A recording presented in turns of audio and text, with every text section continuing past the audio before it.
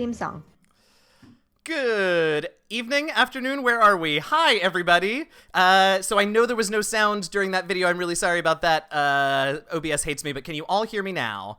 Yes? Great. I'm going to assume that unless I see you people screaming at me, you can hear me. Oh my god, hi! Holy crap, welcome to the second anniversary live stream with Variant Roles and The Last Refuge. I'm so overwhelmed that I don't know what to do. Thank you all so much for being here. I can't tell you how excited we all are to have hit this point, to hit 2 years. Thanks to all of you. I'm going to be emotional and probably cry through this intro. It's all good. My name's Eugenio, also known as your friendly neighborhood dungeon master, DM Jazzy Hands. And hi. Thanks so much for. I'm trying to find my introduction. That's what I'm actually doing right now. Because I was freaking out about there not being any sound. Yeah, stalling. Guys, is it normal for your left arm to go numb? Is that a normal thing? Okay. Probably not. I found my intro, so we're going to pretend that that's not a thing that you said and that you're not having a heart attack, and I'm going to say this next thing that is, welcome to this week's very special second anniversary live stream episode of The Last Refuge. I'm your friendly neighborhood dungeon master, DM Jazzy Hands, and with me I have... This Dira. Kit. Bria.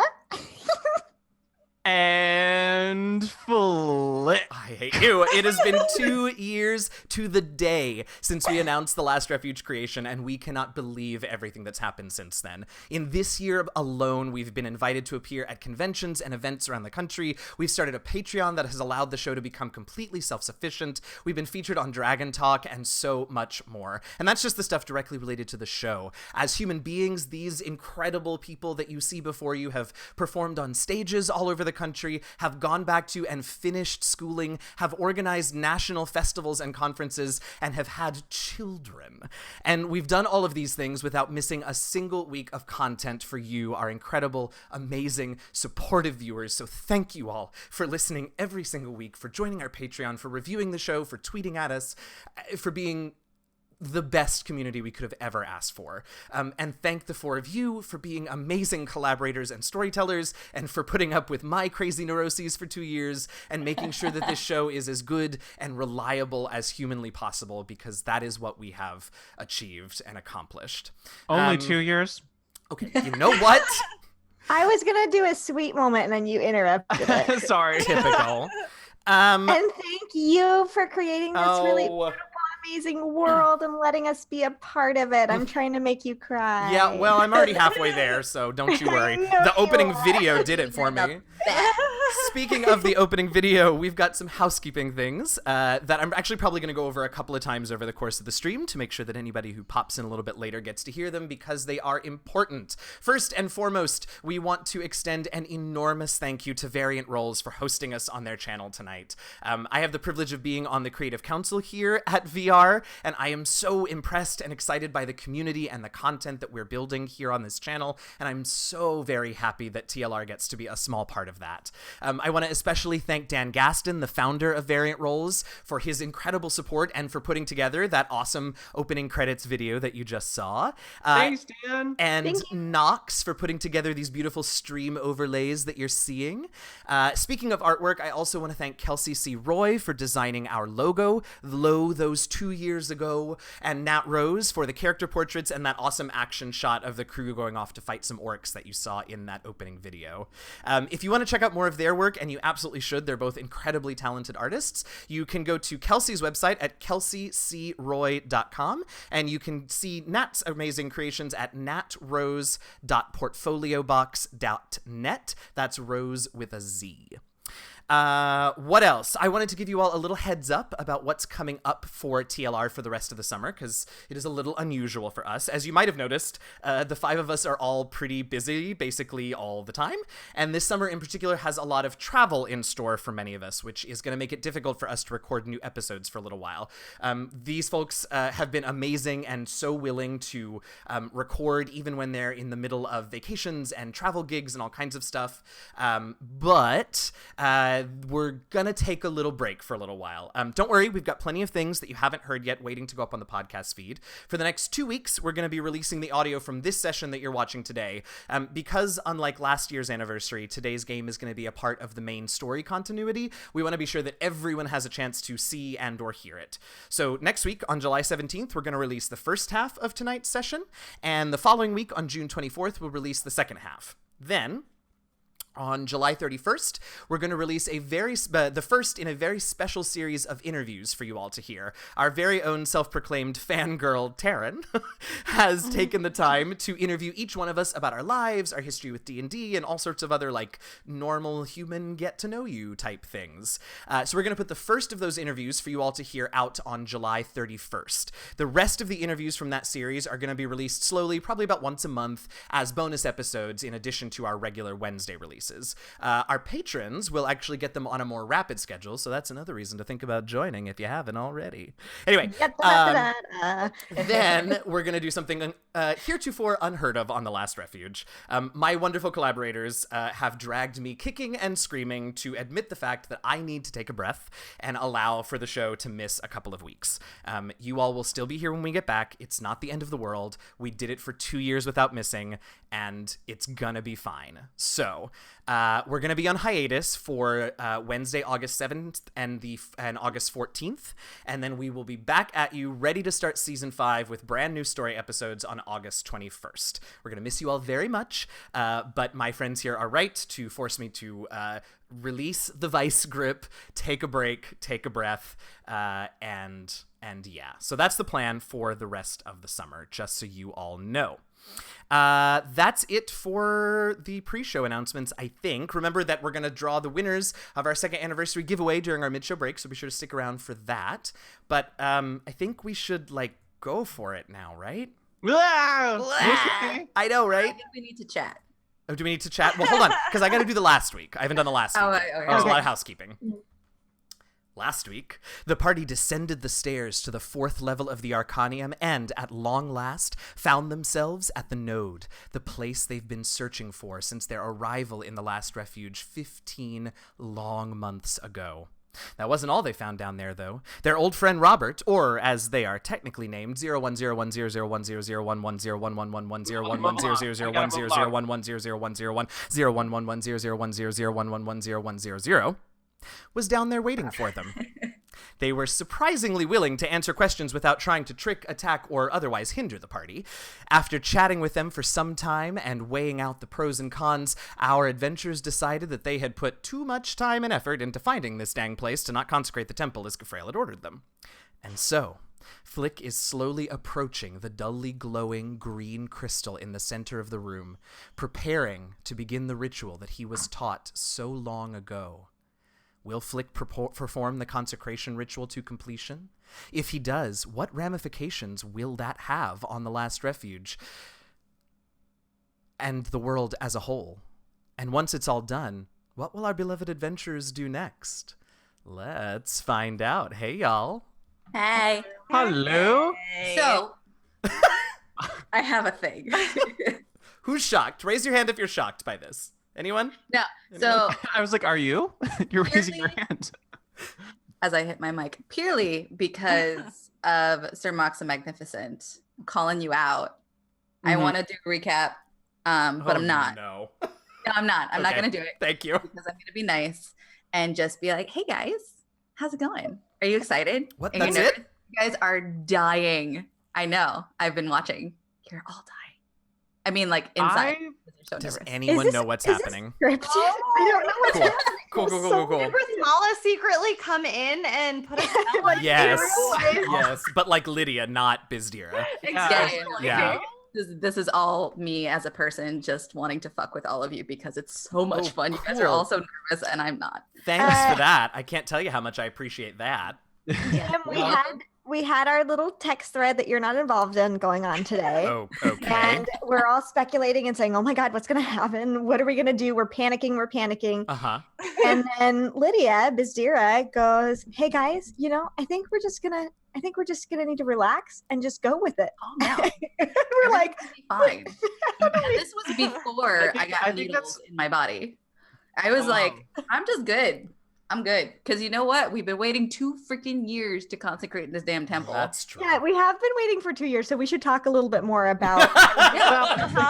We've done 2 years. And have. I think Flick has written a report called "What Consecrating the Node Means to Me." I think we're gonna read it to you now. No! Dictionary. No. God. I Is hate that a it. dictionary? Is Webster's a dictionary? It that is. the quote? Yes. The Webster's. Good. Yeah. I'm so Webster's glad. Dictionary describes node as God, you all suck. no, but I think we do feel- actually have a little bit of business before we get started. We do, Well, yes. yes, there's a couple things, but first of all, I think that we should wait another year until we actually Solid. Just- We should Solid. learn a couple more languages. I bet you Robert could teach them to us. Are there enough Twinkies down here to feed us for a year? This is the number one important question. Oh, That's you true. haven't seen any Twinkies down here. I mean, I have Down on this level. Hold you on, mean. Flick, How did do you? robots grill? I cannot with all of you. Flick, did you have something that we actually needed to deal with? Yeah. I mean, actually, so he turned around. Okay. It was the end of the last episode was so dramatic. We were like, da da da, and we go over to the node. But then now?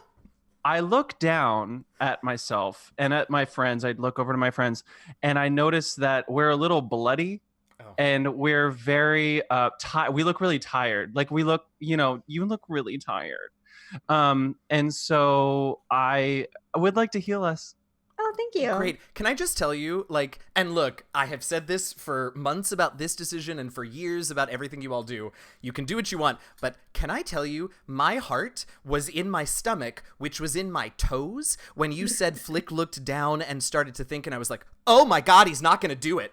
Wouldn't that be I a actually thing? think I mean, look, I have contingencies for contingencies, but that was a lot to take in. I'm keeping you on your toes. Yeah, when On have your you not? toes. It's been 103 episodes, and here I we know. are. All right, so yes, you all want to do some healing just in case shit goes down? Yeah, we're gonna do a quick. Well, it's not quick; it's 10 minutes. But I need to do a prayer of healing. So while he's doing that, Uh-huh. I feel like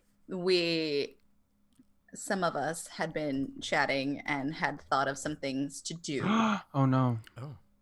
So while Flick does that, like we don't have to necessarily be like sitting around him. No, not until he's done. Like, he's done Okay. this for you guys before, so as long as you're there when the spell is finished, you're fine. So I would like to ask the starfish Robert a question. Oh, all right.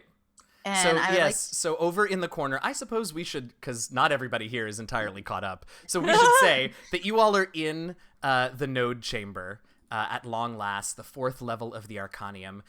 Around the walls of this enormous chamber are completely covered with arcane scripts and runes and sigils, none of which seem to be powered up at the moment. In the center of the room is a crystal pyramid glowing green, and there's a crack down one face of the pyramid that's very slowly seeping out a sort of glowing mist. All around the walls are sort of a ledge that's built out that could be used as like a workbench or a bench to sit on. And on the far side of the room is Robert, your buddy from all the other levels. They are this strange sort of construct gear work creature that looks a bit like a starfish with 5 legs coming out of the bottom. Each of the 5 arms of the starfish has a single eye and a single mouth. And as you all have already experienced, each of the arms apparently has its own voice and to some extent its own personality. So Bizdira wants to go over and chat with Robert while Flick is casting. This is gonna be so fun. So I'm gonna say, "Hey, buddy," because and say, "So since all the keys are currently hidden on different levels, spoiler alert, can anyone else get into the temple right now?" I think the arms spin as they do when one of the arms is deciding who's going to speak and answer questions and things. And it finishes on one, and the one face that is facing you says, "Security lockdown protocol complete. Entrance into Arcanium impossible." Okay. Great. That's what I like to hear. Now, Kit, Uh-huh. we had discussed separately about the I don't like it. I know. But I know I you don't hate like it. that either. What did we discuss? You were part of this discussion. Oh, I was. Never mind. I'm good. We're protecting the room. Oh, yes. Oh, right. Oh, no. This was my suggestion. Okay. Yeah, Yes. we got Oh this. my god. So how long does a flaming sphere last? Uh, Oh. 1 minute. 1 minute. It's so, long gone. Yeah, it's gone. So we need to lock down this room in whatever way possible. If that means putting a flaming sphere outside of the room. I have a hunting trap that I can set up either inside or outside of the room, whichever one you guys prefer. I think I have one too. Wait. Wait. Stop. You know what? Stop. Have you all been carrying bear traps around for Yes. 15 months and just never acknowledging it? Yes, I most certainly have a hunting trap. I can't. I Wait, gotta I look think- at y'all's inventory more often. I have a think hunting I trap. have- you know what? I have some rope that we could actually use. You to, pray. You shut up. You pray. Wait, you're over I'm here. praying. You I'm pray. praying. I'm praying. He's already praying. So Now, where am I? I don't know. I have rope. I will take Flick's rope off of him while he Of course you prays. will. No, you won't. That'll break my Legally. concentration. So rude. Oh my goodness. You see me coming up to you, showing you rope and taking it from you. Fine. Do I have to make some sort of check? No, you can cast Prayer of Healing while she takes the rope from you. All right. Fine. Fine. Gods. This was Okay, so we're setting traps. Okay, great. So Yes. you're setting up some hunting traps. You're protecting. I'm assuming you're doing all this at the only doors into the chamber, but it's you also. I should check. Yes. Yes. Oh yeah. Also, that's a really good question. it is a really good question, and how dare you all bring those out while I'm trying to cast Prayer of Healing? That's so rude. You all know that Flick is traumatized by bear traps. Oh, this is why we're doing it behind his back. He's not facing the All door. right, but when he Turn looks, around. he's gonna have like a little episode where he remembers getting his face God. caught in one. You all told me earlier today that these were hunting traps. Yeah, it is Right. what you It says said. hunting trap. It does say hunting trap on the. Okay, well, please Oh, tell me so how that's not bear different from a bear trap. I would love to know, DM. Well, they're not mine. Yeah. Okay. don't have okay. one. Okay, Bria. Yeah, Bria. I was just gonna say I would really like to progress with the rest of it. While y'all are Ugh. chatting about the bear traps, Uh-huh. I want to ask Robert Yeah. if there's a way for us to lock the room so no one can enter from the outside. A lot of people in this chat feel bad for me. Stop hurting the Thanks, chat, y'all. right. Thank you. So Robert spins around again, and a new face says, "Man, y'all are mighty paranoid. Unfortunately, no. The locking mechanism on those doors sort of got blown up when the event happened. So looks like what y'all are doing is probably your best bet if you're that concerned." Can Rithmala get in here right now? I mean, probably. Did you all secure the door behind you when you came downstairs? Nope. No. Then I'd say there's a non-zero chance that the answer is yes. Okay. Well, Flick, you might I'm want to praying. start consecrating like ASAP. 10 minutes ago. All right, so Wait, but you all needed points. Yes. Don't. We need Okay. those. So, So- am I finished yet? yes. Oh my God, you're finished with the prayer. Okay. You better roll Ooh. good. Oh yeah, that was the 23 for everybody. Nice. Okay, that ain't nothing. I did it as a third level, by the Okay, way. yeah, that's probably wise. Nice. That ain't nothing. That ain't nothing. Okay, so you all feel energized. Some of your wounds, your burns, your bludgeons, your bruises heal a bit. You feel better. We look better too. I know, because I I- looked around and said everyone was ugly and tired. So rude. So sweet. The sweetest. Okay. And then? And then, okay, so go with me on this journey, y'all. Okay, so he has to get out some supplies. He has a bag, a little, what may look like a component pouch, but it's filled with something else.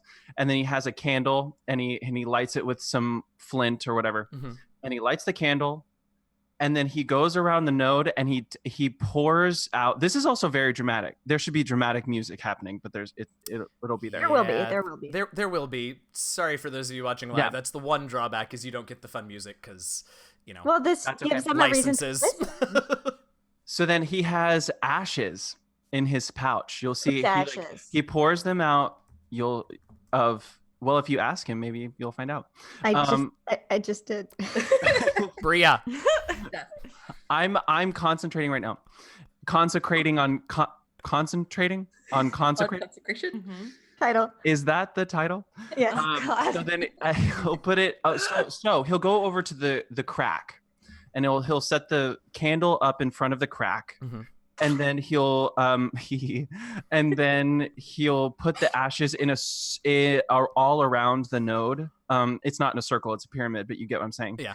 And it will start at the candle and end at the candle. Okay. And then he will take a knee in front. Well, he will sit on his knees in front of the candle, and he will begin the consecration ceremony. It's mainly quiet. There are some like incantations and other things that he does every once in a while, kind of repetition. But it's kind of the same thing over and over again. Trying to connect as directly as he can with his deity. So, okay, a couple of questions to really set this up for everyone else as well. First of all, what things should your companions know about this ritual? Can they get, is there like a radius that they should stay away from you? Are you going to be able to like stop in the middle, or once you start, does it just go? Like, tell me things about that. No, I can't. I can be touched, but it's kind of like a concentrate, like it's a... Sure. I would have to kind of maintain a concentration on the process. Sure. I can't be hurt. That will disrupt the consecration. It should take, I don't know. We haven't really discussed how long it actually takes. And I would say probably about an hour. Yeah, that's about what I was going for too, I think. Yeah. Yeah. So for an hour, I won't be able to respond. Okay. And yeah, I think that's I won't be able to respond. I can be touched. I shouldn't be hurt. Okay. So Azamar, ladies, this process begins, and Flick does have a flair for the dramatic, and you all know that and sort of love that about him, but this is somehow different, right? As he circles the node crystal and has the lighted candle, which you all by now can't help but knowing is one of the symbols of Denier. And he begins to circle, pouring out ash and wax and setting up the ritual site. You recognize that this is an important and very sacred moment for Flick. Which is all well and good, but as far as you can see, 5 minutes pass and nothing happens. And 10 minutes pass, nothing really happens. Now, Flick, to be clear, you're getting on with it, but nothing really visible or energy-wise is detectable by any of you. So what are you three doing while Flick is sitting there occasionally murmuring prayers and otherwise seemingly just sitting on his knees for a long-ass time? I have another question for Robert. Okay. I would like to go up to him after we've set our traps and and set our traps and like done what we can to tie the door off and say, if anything were to go awry or if anything was to come through the door, can we count on you to either A, help us, or B, protect Flick from getting attacked? The faces will spin again, and one of them will sort of settle and orient on you and will say, I've come to feel rather fondly for the four of you, if I'm honest. But unfortunately, deep down, no matter how much my personalities have diverged from my original programming, my primary concern is the safety of the node crystal itself. Insofar as a threat to Flick might constitute a threat to the crystal, I will do my best to protect, the crystal and, by extension, Flick. I was not designed for any sort of heavy combat engagement, but Should I feel that the safety of the node is compromised, I will act accordingly. Okay, that's about the best I can expect. Kit, do you have any type of spells that would like put him in a bubble? Put Flick in a bubble? Yeah, make him safe and just a little bubble. I mean, nothing. I don't have anything prepared right now that would be particularly helpful. Okay. Also, to be fair, that's not such a crazy idea. There is a Yeah. spell that does that, but it's a 6th level spell. Also, it's a wizard Sure. spell. That's probably why I thought of it, because of my history. Yes. Yeah. Okay. So I would like to prepare an action. I'm gonna make you make like Constitution saves if you're gonna like ready a punch for an hour. No. It's just if I see anything, any foe or enemy break through the door, I'm gonna Radiant Sunbolt. Okay. Great. Okay. So I'm not like standing at the ready, but I am watching the door. I'm Okay. a monk. I'm meditating. And so Flick is in the very center of the room. We'll say the crack was on the side of the crystal that was sort of facing the door. So Flick is kneeling with his back to the door. Robert is standing on the other side of the node, like halfway between the crystal and the wall. Where are the three of you? Close to the door. Mm-hmm. Yeah, I think in between Flick and the door. Great. Yeah. I was gonna say that sounds safe, like 25 feet away, or however. I don't know how actually big it is. It's a pretty big room that I'm not going to be too concerned about distances with. Yeah, I'm that's gonna be- yeah. I'm going to be ready for a firebolt as well. Okay, shocking. And you're all facing the door, presumably just like ready to unload on poor Rithmala should she come down here. I think there is Poor part of me that's Rithmala. like keeping my eye on the side. Sure. Just because we've been in here long enough. Oh, I'll ask Robert that. I'll say, do you know how long it's been since we entered here? Do you mean the node chamber or the or the Arcanium? The Arcanium. Oh, yeah. So spin around, and a voice will say, "Well, let's see. I met y'all a little over. Oh God, now I have to think. Wait, hold on. I closed the calendar. You did all that day, and you took a long rest, and then you did that day and took. It's been about 2 days or so, I think, Okay, since I that's met good. y'all, give or That's take. good. I That guess sounds- he's in that here sounds though, about so if right. time were okay, never mind. Are you going Narnia on Really it? good. So why don't the three of you make me wisdom perception checks just very briefly? One of us has good perception. Kit? I crit! First roll of the Yay. night's a crit. What? Hey, that's great. Woo! I love it. Bria. 18. Okay, and Bazira. 20 adjusted. All right. Okay, so you all, after about 20 minutes or so, 25 minutes, you all are sort of checking in on Flick periodically, just like glancing back, making sure everything's okay. And after about 20 or 25 minutes, you do finally notice a visible change in what's happening. The mist that is coming out of the crack in the node is beginning to sort of spin to create sort of a little vortex, not a big one or a dangerous one in any way, but it's to give it a little bit of shape, a little bit of cohesion, and it's beginning to bend and curve towards Flick. And as you turn to check in this time, you see it sort of not strike, that sounds hard, but like connect with him right in the center of his chest, and you see just the littlest pulse of light as the mist glows slightly brighter. And that's sort of the only, it remains there, connected to him, periodically pulsing. This makes me so uncomfortable. I don't like Yeah. this. I don't like this at all. Yeah. No? Sure? Yeah, I'm not doing anything. I'm still going. So another 5 or 10 minutes pass. It's been about half an hour at this point. And Flick, well,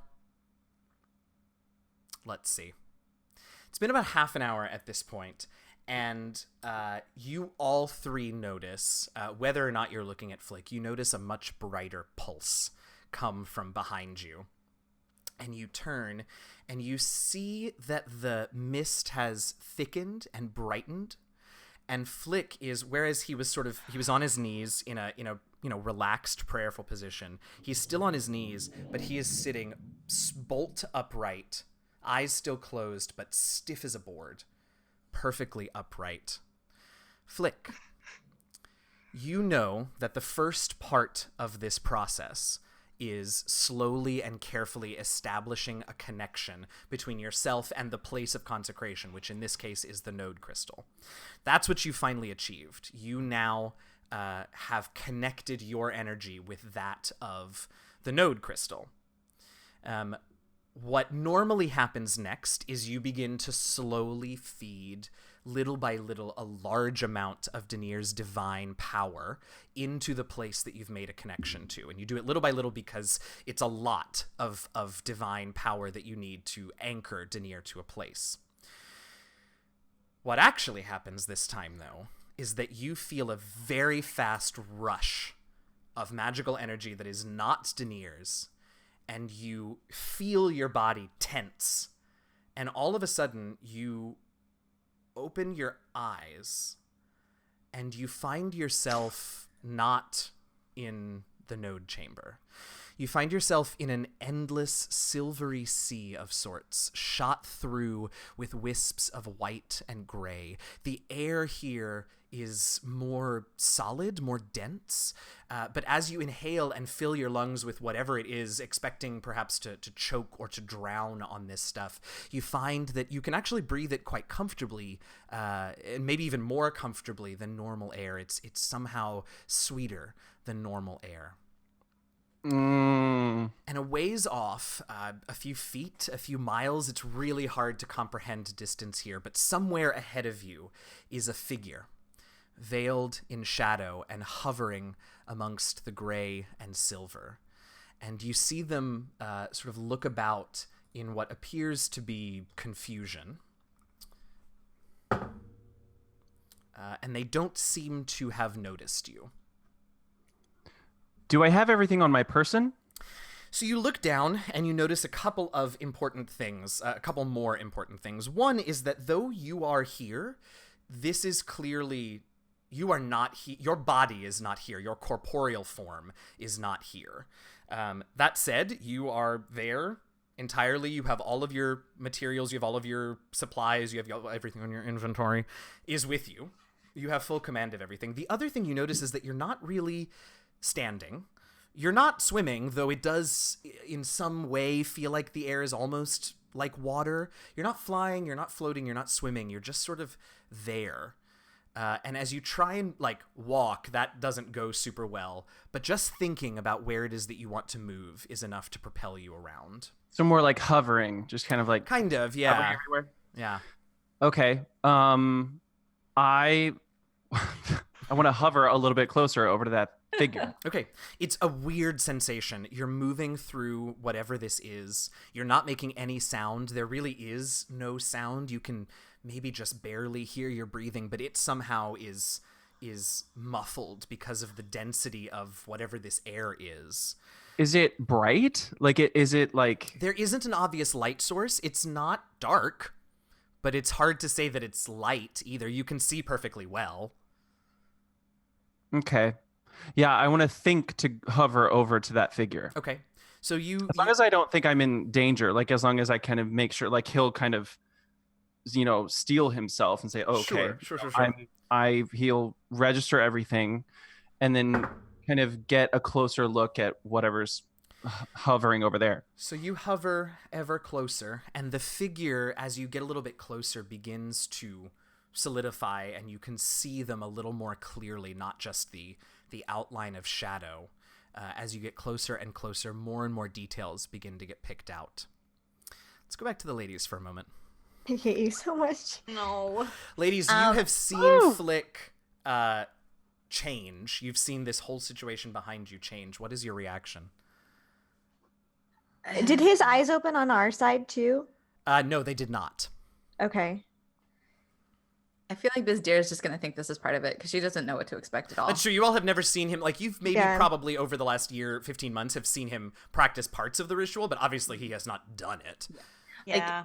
It's nervous to makes me nervous to see him like that stock straight. But at the same time, I think the bigger threat is the potential for someone to come through the door and stop the ceremony. I think Sure. also, and we've had bits of this conversation, which I'm sure is unrecorded. The full conversation that was had at some point, that regardless of, he probably said at some point, like, regardless of what happens, just let it happen. Let it happen. Yeah. Right. Let it Very happen. Dumbledore, like, just like let it. You were reading my mind. 'Cause that was my whole thing. Was I King's know. Cross Station. I know. Oh God. boy. Oh, I was boy. actually going for the like scooping the Yeah, water. That's what now. I assumed. Yeah. Mhm. Yeah. We all No, went see, way I'm- darker than you, Bizdira. Yeah, no, I'm thinking like, well, dude, Carrie was dead in that scene. All right, Whoa. They were That's Whoa. spoilers. Spoiler alert. wormy underneath the freaking bench. As much as I love talking about Harry Potter, maybe Yes. we shouldn't right now. Stay on I don't think I've task. ever I'm seen gonna Kit cry. quite this stressed out before. No, I do. I think I'm taking this as a role as a bodyguard, and Okay. and whatever happens to him, if we have to like hold him still or whatever, we will. Mhm. But right now, it seems like it's going. So Okay. All right. I am not convinced, but I'm going to follow the lead of my sisters, even though I just want to shake them out of it. Okay. All right. So Kit sort of steels herself, clenches her fists, takes a deep breath, and oh, hi. There's a guy. Hi. Okay. All right. So we go back to this gray, silver, mysterious sea with Flick. And Flick, you are approaching this figure. And features are becoming more and more clear. And just as at the same moment before the figure turns so that you can see her face, you know who it is. mm-hmm. Mm-hmm. Mm-hmm. It's Semyaza, your oldest sister. She turns and you see that identical reddish skin, the distinct curl of the two horns, that powerful tail that she's got that, unlike you, she always made sure everyone was aware that she had. She's dressed in fine robes. She is clearly outfitted for adventuring. And she turns and she sees you. And she looks surprised for half a second. And then she smiles as much as you've ever seen her smile. It's really more of a sneer. And she crosses her arms. And she waits. For what? This sucks. No. She waits. Ugh. She just stares at you. I'm gonna stare at her back. I'm Smirking, gonna yeah. cross my arms. Are her I'm feet scared. on the ground, or is she floating too? Just like you, Flick, she's in the same sort of weird, hovery sort of position. I'll make a no, I'm gonna stay still. I'm gonna Okay. hover. So I'm like bouncing. And I'm just gonna say what? She will respond, "Oh, little brother, ever one with words, weren't you? I must say, I'm surprised is too strong a word, but happy in my way to see you. Congratulations. Took you long enough to get this far." I wish I felt the same about you. But you never did, and that was always the point, wasn't it? What exactly is the point? What are you doing here? That, little brother, is an excellent question. It seems that these temples, these, what was it called? Arcania, are connected somehow. It seems that by consecrating my own temple several months back, I am now linked to my Arcanium. And it seems that because you are trying to activate a second one, it has brought me here. It's brought you here too? So it would seem. So you haven't been here the whole time. No, know. Do you think I've been wandering around the astral plane for months on end since I last consecrated? All you had to do was answer the question. You know. I Always hate her. slow on the uptake, weren't you? I like don't want to talk to her. I want to get answers, but I don't want to talk to her. And your friends? Have they noticed that something is awry? I don't know what you're talking about. Oh, let's not be coy, Flick dear. There's no way you made it this far on your own. And if my guess is right, I would wager that you're traveling with 3 Azimar. Am I close? He'll stay silent. Oh.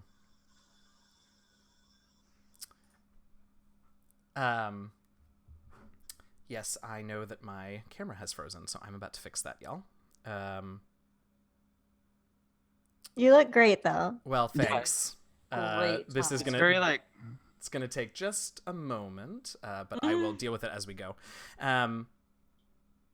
he'll raise an eyebrow. He won't really respond to that. He doesn't want to throw them under the bus. Mm-hmm. And she'll say, "As you wish. Be as coy as you like. I'm not wrong. I know that. As I said, there's no way you could have made it this far on your own, and something tells me that I know exactly who you're with. Why don't you go check on them, see if they've noticed something's wrong?" So he'll look very confused. Okay. And try not to look confused, but he'll look confused. Sure. And Why don't you roll a charisma deception check?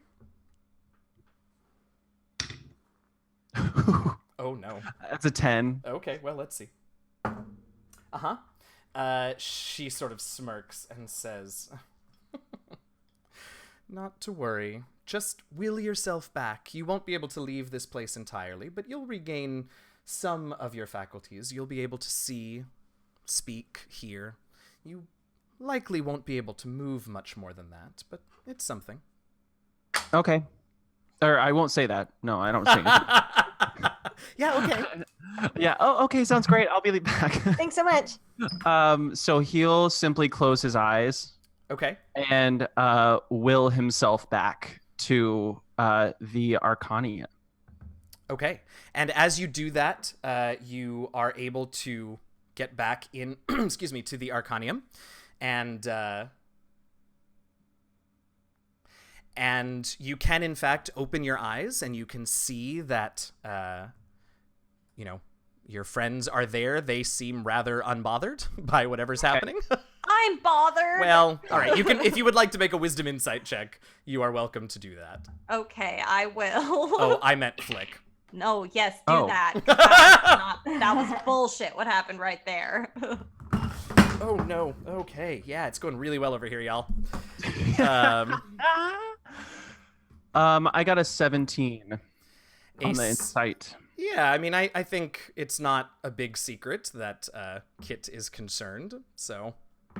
Well, what will happen? He's still in his seated but upright position, correct? Upright and locked position. Upright and locked.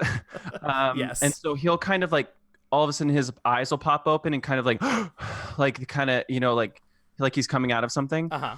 And he'll kind of like he can't really move, so he can't really move his head very much. Sure. But I assume that people who are watching him could maybe see that. Sure. Why don't the three of you make wisdom perception checks? There was also a sound that went with it too.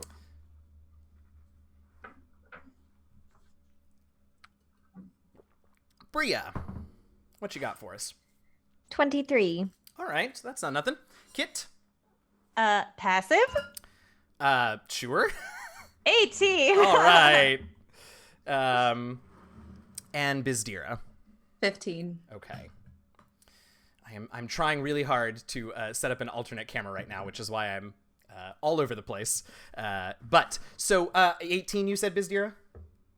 15. 15. And Kit, what was yours? I'm sorry. 18. Okay. So I think all three of you notice a change in Flick.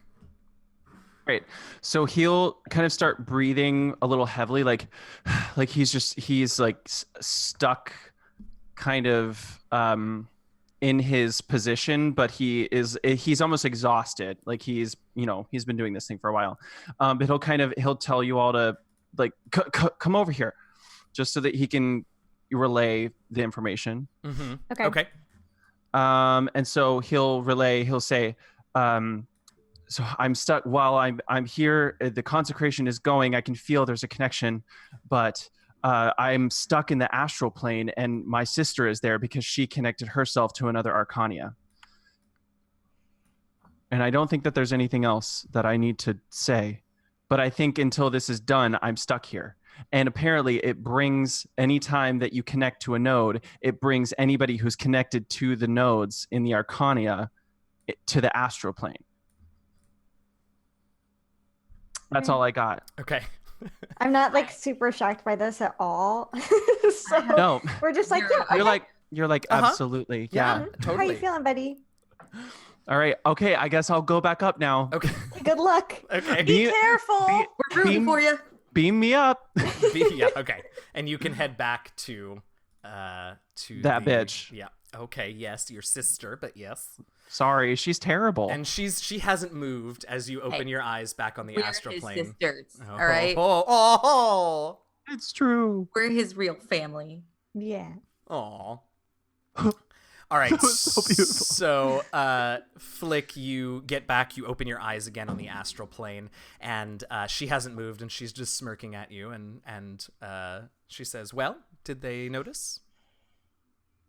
He'll go. He'll go. No. Which is true, so I don't need you to make a deception check. Yeah. She says, "Well, good for them then." I'll say, well, you were right about that. Do you know why we have to come back here anytime someone connects to a node? She sort of shakes her head and she says, "We haven't quite figured it out yet. I think it's meant to be some sort of a security measure, just to make sure that someone isn't activating a node that shouldn't be or using it in a way they shouldn't. Which brings me to my next point. Flick, darling, you really must stop what you're doing." No. Yeah, I was literally about to go here and you beat me to it. Damn it. Why is that? She says, "Well, it's a bit of a lost cause, don't you think?" I think yours is the lost cause. Oh, I don't know about that. We've already consecrated one temple. We're just about to get a second. You all are far behind, far less powerful. He's gonna... Oh, I'm so mad. Punch her. Punch her. He'll say, that may be so, but we have other means to the end that we desire. I'm sure you do, but wouldn't it just be easier to be on the winning side? You know, Father has always held out a little hope that you might come back to us. I try to tell him not to hold his proverbial breath, but he holds out some hope. And you've only just reached the second part of the ritual. You could still decide to change whose energy it is. You pull through the link you've got with the node, consecrate this temple to our Father Abydus, join us once more, your real, rightful sisters. Did he put you up to this? What was his reasoning? Of course he did, Flick dear. This is all his doing. And did he tell you why? He told me as much as we needed to know. He made a deal with Denier. A deal with Denier, huh? Yes. And what deal was that? Surprise you? No. Oh, I do so enjoy... Okay, that's a lie. Charisma deception. Notice how I'm trying my best. No. Oh, that was good. Wait, what's my deception? Oh, well. I think you're probably okay because she rolled a 2. Oh, mine's a 20 adjusted. Yeah, okay, it's all right. So she, whatever. She says, "Oh, I'm going to enjoy crushing your faith, little Flick. Yes, our father made a deal with Denier. It seems that Denier wished for these temples, as he called them, to be consecrated in his name. Now that much I assume you knew. But what you probably didn't know is that he didn't entirely trust his little angel friend to get the job done. So in the interest of his ever-loving balance, he came to our father and asked for assistance there. You do know why Denier wants these temples consecrated to him, don't you?" To establish himself in this new world. Yes. And you know what that means by extension, don't you? Well, It means he would leave thousands of followers alone and godless back in Faerun. Didn't think that one through, did you, Flicky dear? Not that it matters. Denier will never get his foothold here. He will never have his perfect world of light and art and literature and culture. Because our father will take control. And our father told you this, did he? He did. Who's to say he's not lying? What would the purpose be of him lying about this? You think he's honestly serving Denier? No. Exactly. How easy it was for him to realize that coming here, establishing his own connection to this world, and ruling over it as a god would be just as easy as ridding Faerun of one of its more irritating gods. So if you consecrate all of the nodes to our father, or are you doing it to Denier? No, to father, which Denier will eventually notice, I'm sure, but as of yet he has no connection to this world and hasn't noticed our little subterfuge. Look, join us.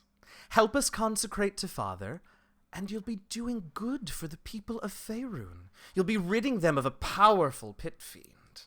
Isn't that to the better? I'll do what I think is best. Yes, but you see, you were never a good judge of that, dear Flick, and I'll need to know which side you're on so I know whether or not I should crush you. Right here?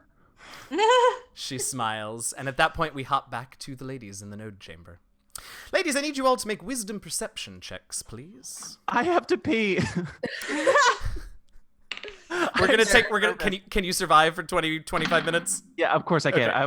We're gonna take a break in about mostly half for an a hour. joke. Yeah, Okay. mostly for a joke. It's very funny. Like comic relief is what I want. All right, Bizdeer, what'd you get? 14. Okay, Bria. 10. Kit. 14, unless you're taking I'll passive. take your passive, which is 18. Then I'm 14 too. All right. We're the 14 sisters. Well, Kit got No, an I'm 18. an 18. Finally, it's me and Bria are the sisters. Gotta love that observant feat. All right, good. so the three of you are, you were somewhat startled to hear Flick pop in and chat with you, but he seems to have gone back into his ritual or into chatting with his sister or whatever the hell is going on. And so all of you notice for some reason, Robert begins whirring. And he rotates and sort of rotates around slowly around the whole room, scanning the entire room.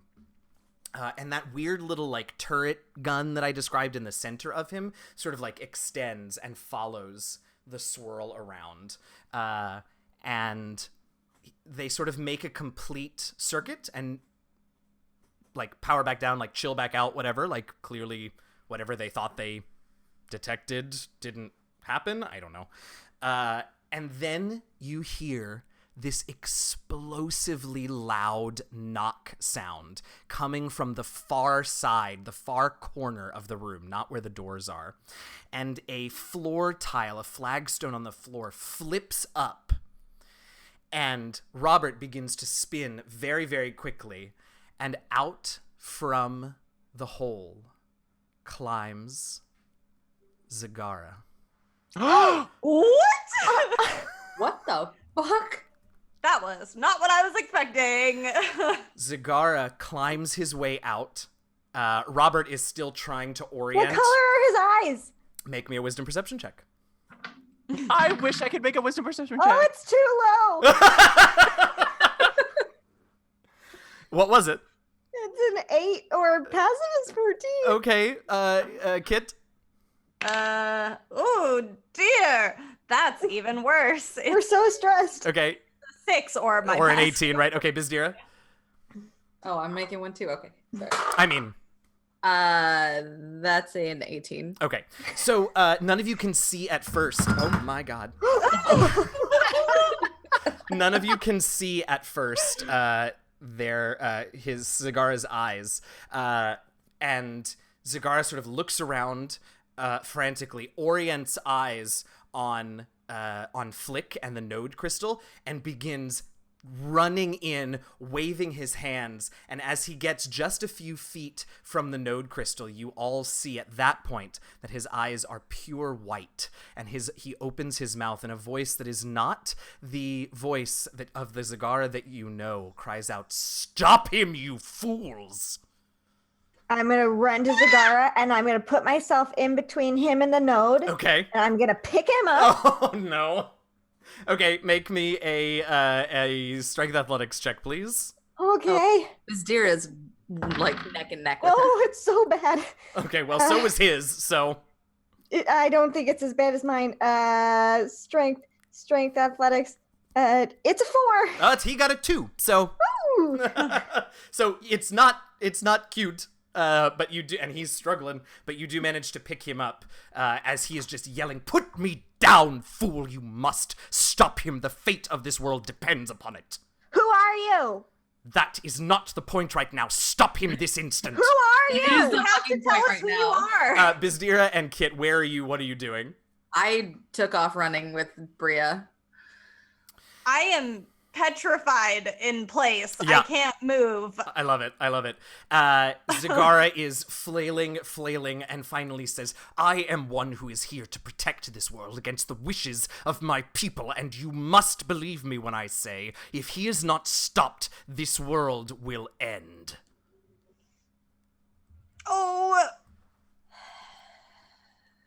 I trust this voice that you're doing. I know. It's a very, like, I'm sitting here like, absolutely, I would do it. I I think we should stop him. I didn't want to do this in the first place. He says, "Put me down. How long has he been at this? Is he nearly finished? Also, please put me down. No, but really, I don't particularly like being touched." yeah. I'm still holding, and I'll say, you will not touch anyone. I will not. Does it look like I have much to die? He doesn't have his weapons on him, by the way. His giant maul is not with him. I'm Don't gonna want a name. I'm gonna set him down very slowly, but I'm gonna keep myself in between him and the node, and I'm gonna take my daggers out. Okay. He will say, "Those puny weapons do not scare me as they do this host. Now listen to me. We must stop him. How much longer has he got? How long do we have?" Enough time for you to explain yourself. He takes a deep breath and he says, "Fine. But listen carefully, we don't have time for a second retelling. One of the Arcania nodes has already been activated." We know, Then- right? Yes. Yes. Well, you assumed. Yeah. I assume. Right. No, Flick told us. Oh, that's Oh, right. yeah. That's right. He did just... Sorry, I was dealing with the fact that I spilled an entire cup of water on my lap and my camera was dead, so I wasn't really paying attention to what he told you all when he came out of the astral plane. Want to see my pants? They're very damp. Story. So, he says, Good. Then you should also know that activating a second will, at the very least, contribute to the return of the beast at some point down the road, and at the worst, will immediately awaken it. Oh, no, we didn't know that. Foolish. But if they've consecrated the temple to a bad thing, wouldn't it be better to consecrate it to a good thing? This is what we've been doing for the last 103 episodes. Cigar sort of cocks his head, confused for a moment at that particular. He says, "You don't understand. It has nothing to do with to whom you are consecrating these nodes. The point is, you are filling them with magical potential." Can you kill the node?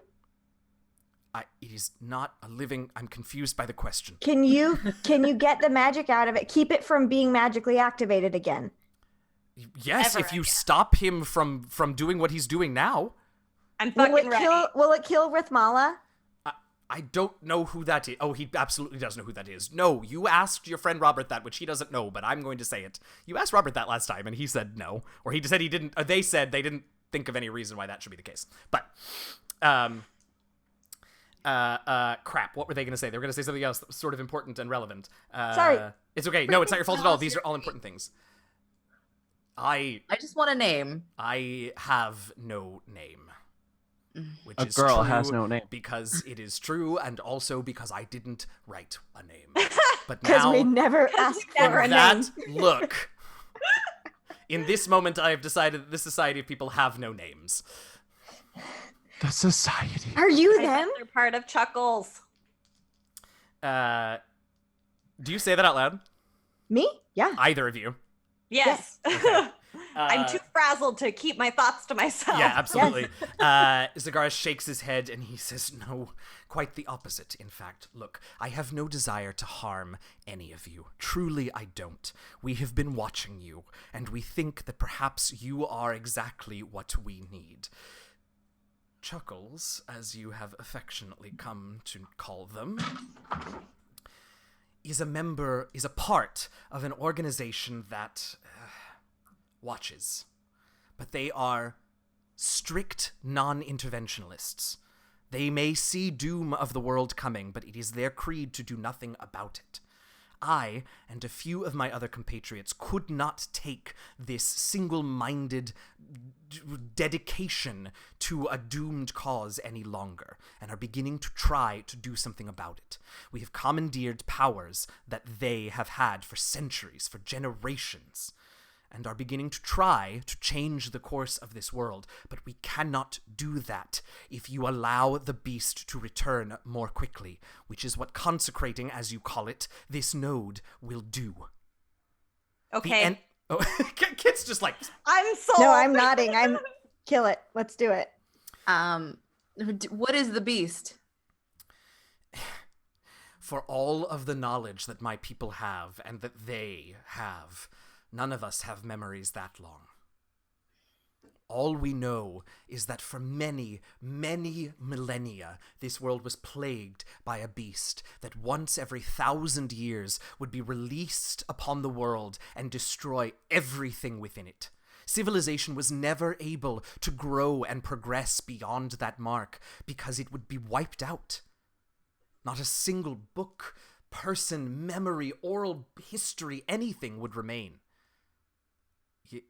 Yes?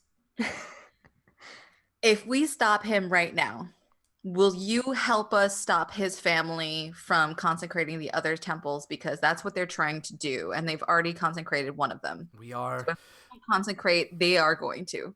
We are aware of their intents, though we have lost sight of them recently. So, yes, if you all can aid us in stopping these Arcania from being activated, then we are at... Kit's so happy right now. That's what I wanted to do the whole time. So- yeah, no, Am I'm I totally fine if slapping we want to, if Flick we in the can, face? huh? Am I slapping Fick in the face? Because he can't get hurt, right? He can't get hurt, otherwise it stops the thing. So if I hurt him, it'll stop. As long as he's saying that we can, and I'll say this, like, as long as you are saying that you can kill this node and no one's going to be able to do this ever in here ever again, I'm down. He's confused and says, nope, definitely did not promise that. Yeah, he did. I promise said, that. could you? I'm gonna go back to the tape.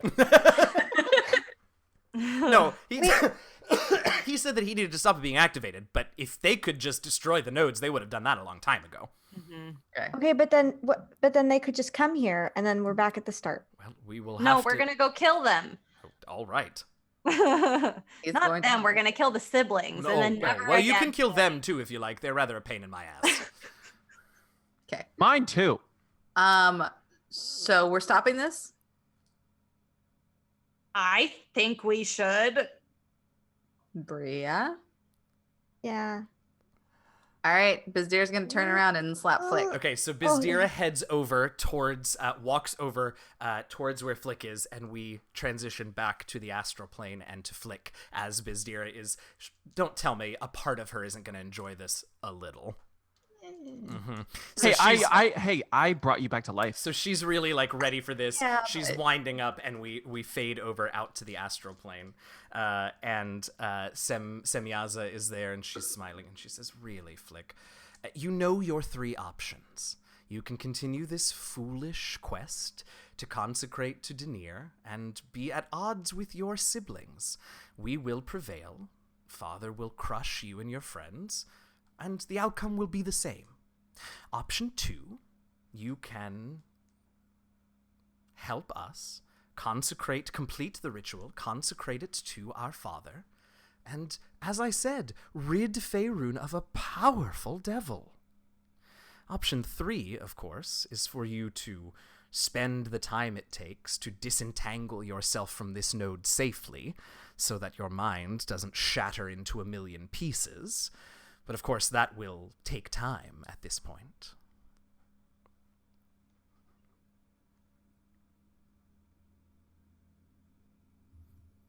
So what will it be, Flick?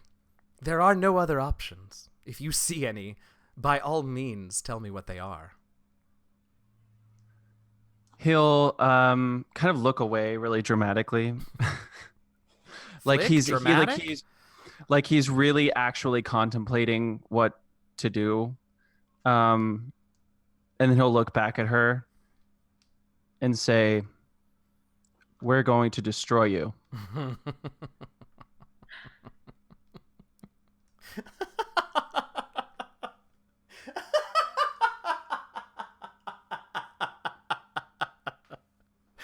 Oh, dear Flick, it's so good to see that you haven't changed after all of these years. Do you remember that training session back home in Kenya when I absolutely trounced you in the arena?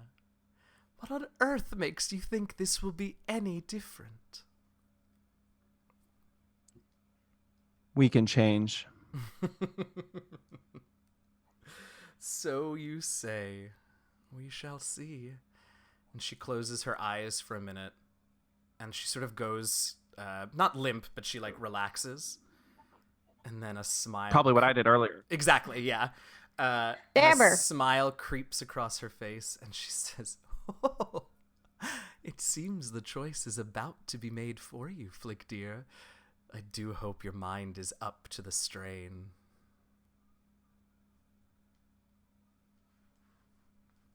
Fine. Am I whipped back now? Not yet. So no. That was a long period of time that we were having this conversation simultaneously. So you've got a bit of time. Yes. You've got a bit of time. I'll say to her, "I expect to see you very soon." I imagine sooner than you might think, Flick dear. He'll look a little bit but then he remembers the creatures that we met before we came in. Oh God, I forgot about those. Yeah. Yeah. The reason I put the keys in the holes in the first place. The whole reason we're here. The whole reason we're here. And he will say, "Just know that you will always be in the wrong." It was never my intention to be right, Flick dear. My intention is merely to win. Do you have any intention of poking back to the material plane, or are you continuing this face off with her? I will, yeah, just to see Will what's what? going on. I'll poke back. Okay, so you poke back and see Bizdira striding towards you, raising her hand, and it looks like she's about to haul off and slap you. No, don't do that. Or just say, let's use our words, please, Bizdira. That's more like Flick. That's the Flick I know and love. I'll tell him you need to stop now. You need to come out of this. Zagara is here, but he's not Zagara. He's talking in a weird voice, but we kind of trust him. The consecration will release the beast. Okay. All right. Zagara is gonna help us kill your siblings. Beam me back up. Okay, thump, off you go. Go back up. Bizdira, you gonna hit him anyway? No, not yet. You're in I'll the say- astral I'll say plane. that. Don't hit me. I'll say I'll cut it off. Just give me a second. I won't hit him. Hard. Fine. So I go I'll up back to the I'll astral boop plane. his little nose. Okay, perfect. She flicks me on the nose. Yes. No. I just do Just like a little boops. boop. Oh, just boop. And I go back up to the astral plane, and then I'll look at my sister and say, "Bon chance, bitch," and I'll beam myself back down. Okay, so Peace. you're beaming yourself back down. Are you just breaking the connection? Yes, So just breaking it. 'Cause she break literally it. just told you that's very dangerous. Huh? She Yeah. told you it's gonna scramble your mind. Oh shit. She said that you have to do it. She said, or you can very Oh, I slowly take remember the this time now. to disentangle. Damn. I shouldn't have said anything. I should have just let you do it. You should have. Yeah, you should have. Oh well. I guess I'll just do it slowly. Okay. It'll take about as long as it took for you to get in there to get out safely. Fine, DM. Fine. Look, I'm not telling you what to do. Break it now. You just will have to make an I'm intelligence not saving breaking throw. it It's fine. now. I'll say bon chance, bitch, and then Just I guess I'll stand there. stay there. What's that that was mean? gonna be that was What- gonna be really like Good luck. yeah, it means good luck. Okay, What's that from? need some translation for the class here. Yeah. Okay. She shakes her So head. I'm gonna hover. No. I'm gonna turn around and I'm gonna hover away from her, and I'm gonna sit there. She Just calls stare out at her. as you begin to hover away. She calls out to you, "See you soon, dear brother. See you very, very soon." And that is where we're going to take our break, because I am about to sweat my face off. Guys, everyone, folks, everyone that is here, thank you so much for hanging out with us. We are so excited. I have to mop up some water and try to reset my webcam. It's all very exciting. We're going to take a little break. We will be back in 10 minutes or so, at which point I'll do some mid-tro stuff. We will draw the names, or roll, because it's D&D. So we will roll the names for the giveaway winners, and then we will get back into it. But everyone, hydrate, get yourself some water, go take a little walk, some fresh air, and we'll be back in, give or take, about 10 minutes. Thanks, everybody. We'll see you soon.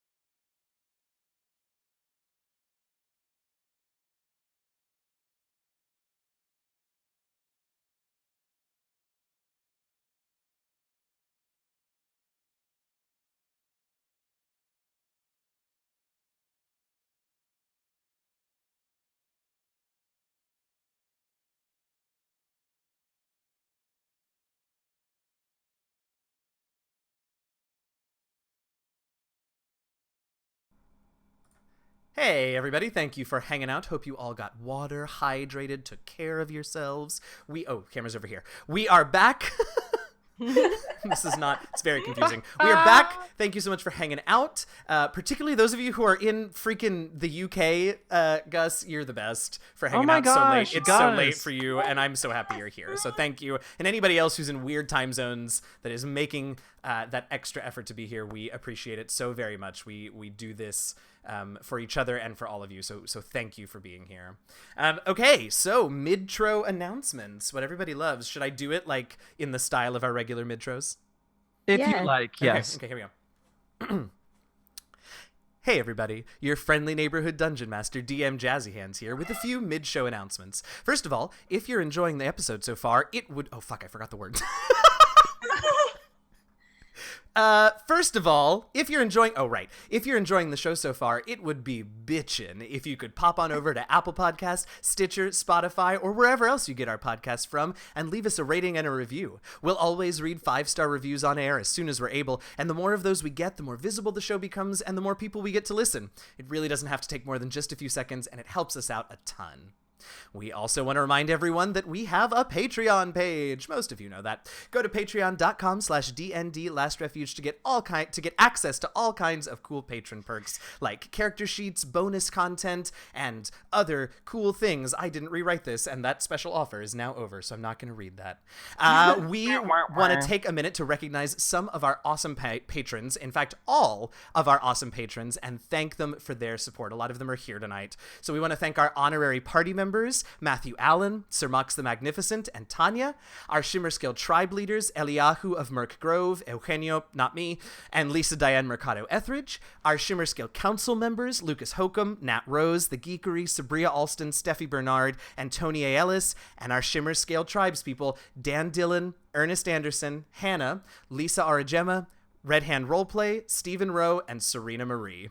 We could not do what we do in the way that we do it without you all. Thank you so, so very much for supporting us in that way. We really appreciate it. If you want to get regular shoutouts on the show, awesome perks, and have a couple of bucks a month to drop us, head on over to patreon.com/DNDLastRefuge and become a patron today.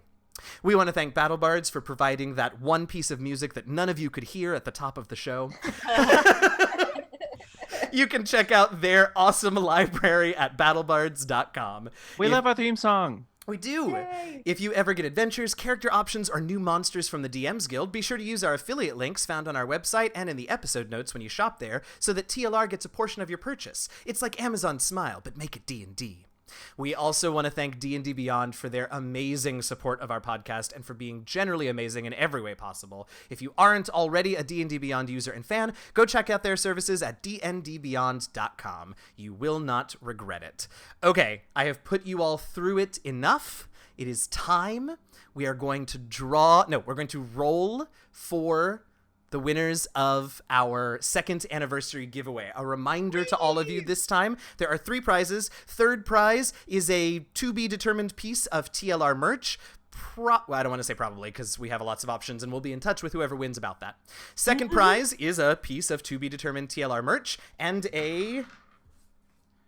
I shouldn't do that because there's a code on there, so never mind. I'm not going to show it to you, but a $25 gift certificate to Wormwood Gaming. Their products are amazing. I can't actually show you any of their products because they're holding up my phone for my camera right now. I was going to show... It doesn't matter. Whatever. They're awesome stuff. Go to Wormwood Gaming, WYRMgaming.com to check out their stuff. And first prize is a piece of to-be-determined TLR merch and a piece of Wormwood Gaming product that they have been so kind to send us in support of our second anniversary. We are very, very excited for that. I also cannot show you that right now. Just, it's very nice. All right. So we have... It's just very nice. Very nice. We have 94 entries from 27 different people. So what I'm going to do is 94 is really close to 100. So I'm going to roll percentile dice. If I get 95 or above, I'm just going to roll again and pretend it didn't happen. But I have broken down all of these all of the names and entries into numbers. So I'm going to roll once. And that'll be the first prize. Then I'm going to take that person out, redo the numbers. It'll take me just a second. Roll a second time for second prize. Take that second person out, redo the numbers quickly. Roll a third time for third prize. All right? So one person cannot win all three. correct. I wanted to make it. I wanted to make it fair, but I also wanted to start by rolling for first prize, even though I'm going to announce third prize last because you want the most opportunities. I love also to build up this, the suspense of this. I love how this is right now. This is very you. Math. Like the most you thing I've ever heard. Hashtag math. This right now. Hashtag math. Okay, here we go. Get ready. We could have just put names in a hat, but no. No, we have D&D. We got rolled. You're over here. We got rolled dice. All right, here we go. So the first one is okay. That means nothing to all of you, but I need a minute to do some. Oh, that's nice. Okay. And all right, second roll. We're not gonna announce. That's a 99, so it was a great roll, but doesn't mean anything. Ah, that one. Okay. 40, 41, 42, 43, 44. Okay. And There's no. There we're just. I know okay. this is very exciting. Holy shit! I rolled 100. Woo! Everybody wins. Everybody Everyone wins gets my a love and prize. unending support. Hoppa. Okay, here we go. Okay, that's a real number. And 61, 62, 64. Okay. Okay. All right. So, third prize. The prize of a to-be-determined piece of... Yes. The prize of a to-be-determined piece of TLR merch goes to James Clontz. Woo! Hooray! I want one of those little. Second prize of a piece of TLR merch and a $25 gift certificate to Wormwood Gaming goes to Reed Wilson, also known as Sir Mox the Magnificent. Hey, Sir Mox. And first prize, I was wondering who JCYA66 was. Hi, James. Congrats. And congrats to Reed. And our first prize of a to-be-determined piece of TLR merch and a beautiful piece of merchandise from Wormwood Gaming goes to one of our newest patrons, Matthew Allen. Yay! I am Hi, so everybody. excited. So, Reed and Matthew, just so both of you know, if you're listening to this, if you're here now, I'm going to reach out to you all on Patreon because you're patrons of ours. So I'm going to reach out to you there to discuss the to-be-determined merch and to talk about shipping. James, I'll reach out to you on Facebook because I believe you have been interacting with us there the most. So I'll reach out to you there probably in a couple of days. So I do need to say to all of you that, and I mentioned this to some of our patrons the other day, I'm going out of town on Friday. As soon as I get back, Kit is going out of town. It's a very busy summer, as I mentioned at the top of the show. So if you've recently joined or increased your pledge on our Patreon, or if you decide to join tonight or in the next couple of days, or if you just won one of the prizes, I promise we're going to get everything that you are owed to you as quickly as we can. It might take a little while. I'm leaving the country in 36 hours. So I'll get it to you, I promise, and I apologize for any delays that might have happened. But yeah, how exciting. So congrats, Matthew, Reed, and James.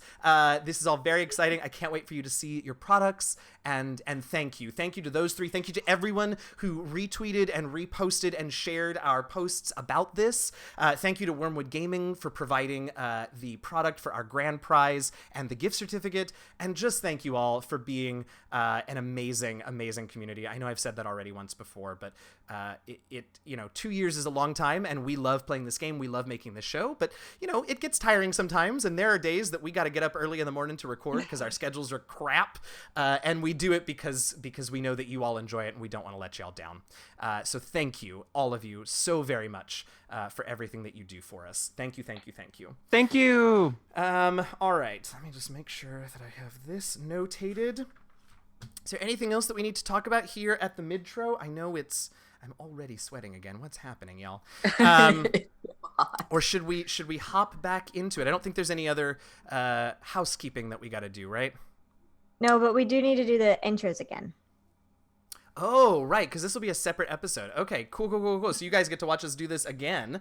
Let me roll up to our introduction, and here we go. Welcome to this week's very special second anniversary live stream episode, part 2 of The Last Refuge. I'm your friendly neighborhood dungeon master, DM Jazzy Hands, and with me I have... It's Dira. Kit. Bria. And Fleck. What? That's a good one. I like that one. I'm mad about it. That's one of my favorites too. Last week, Flick began the ritual to consecrate the node at the Arcanium at long, long last. Midway through the ritual, his spiritual body was shunted into the astral plane, where Shunted? he met his where he met his long where he met his long No, I call bullshit on that one. No. I hate it. Let me finish the intro. You've gone too far. So much editing. Shunted. I don't even remember what I said. Shunted in the astral plane, where he met his long-lost sister, the tiefling Semyaza. They had quite the conversation, where Semyaza made some pretty compelling arguments, if I do say so myself, for why Flick should rejoin his family and and consecrate the temple to his father, Abydus, rather than to his god, Denir. Look, I was improvising those arguments almost as quickly as you were, so I don't want to hear it. Did she shunt those arguments? Will you please let me finish the intro? You're embarrassing me in front of my friends. You have friends? You keep saying funny things. I've lost my place. Compelling arguments.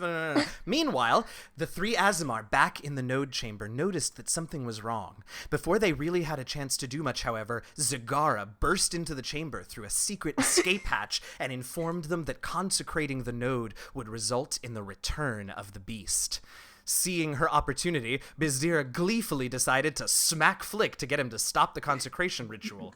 Just before she connected, however, Flick returned to his corporeal body to warn Bizdira and the rest that if he is shaken out suddenly of the ritual, his mind I'm so bad at you. His mind might shatter.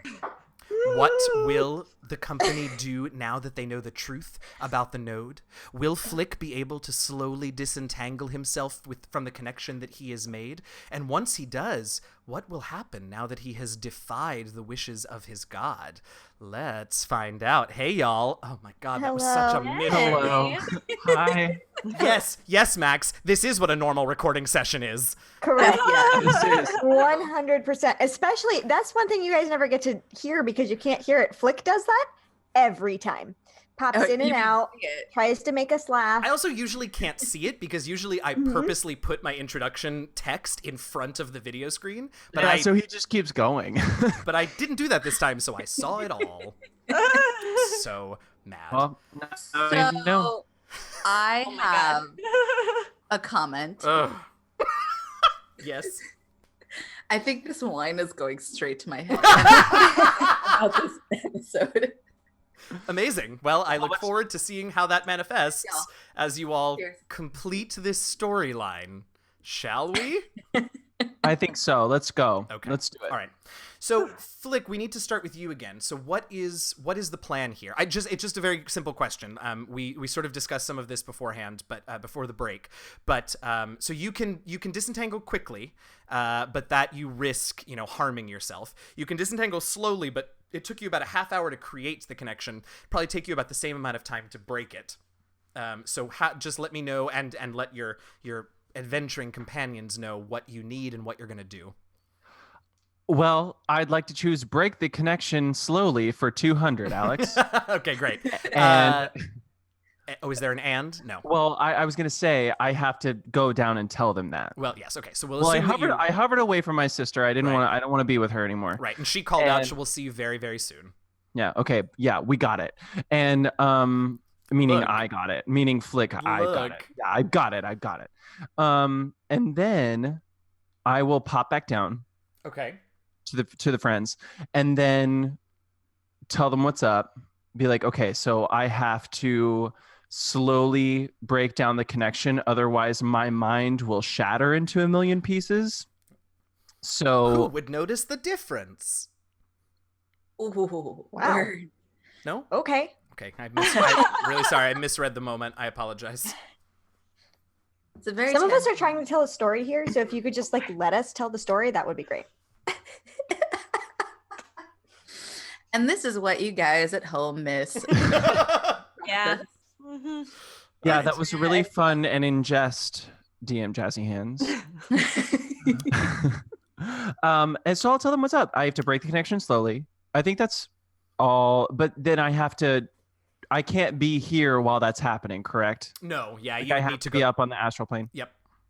Yeah. So I'm gonna tell them that and say Godspeed, Denier speed, and go back up. Okay. All right. I Yes, please. I have a question. But just no, I will also tell them I'm breaking down the connection. I'm not going to finish it out. We're on the same page.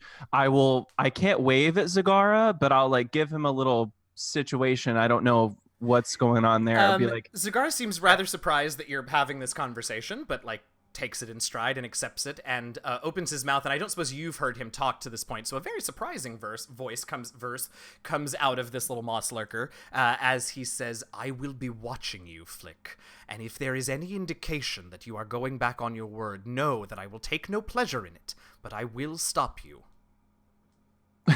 in the words of Bizdira last episode, "You're new," and he will say that. And I'll say, "Yes, sir." He'll nod. And I'll take Flick's arm. Oh, here I am. She's back. Yeah, there she is. Flick's arm, and I'll put it up to his head so he can salute. Can I do that willingly, or can that happen? No. The extent of your like control of your corporeal body is to talk and to look around. That's about But it. she can do it for me. Yeah, sure. All Okay. right. What am I That's gonna what say? I wanted. I wanted to know if I was like rigor mortis or whatever was happening. I see what you mean. Yeah. Mm-hmm. Okay. So Cool. Bye. Okay. So you go back and you immediately start disentangling. Make me a wisdom perception check, please, Flick, before I head back to the ladies. That is my perception. What's that? It's not like I've ever asked you to roll wisdom perception before, so A God 22. forbid you remember. There's a lot of screens up right now. I have a lot of stuff on my computer. It's a 22. Okay, great.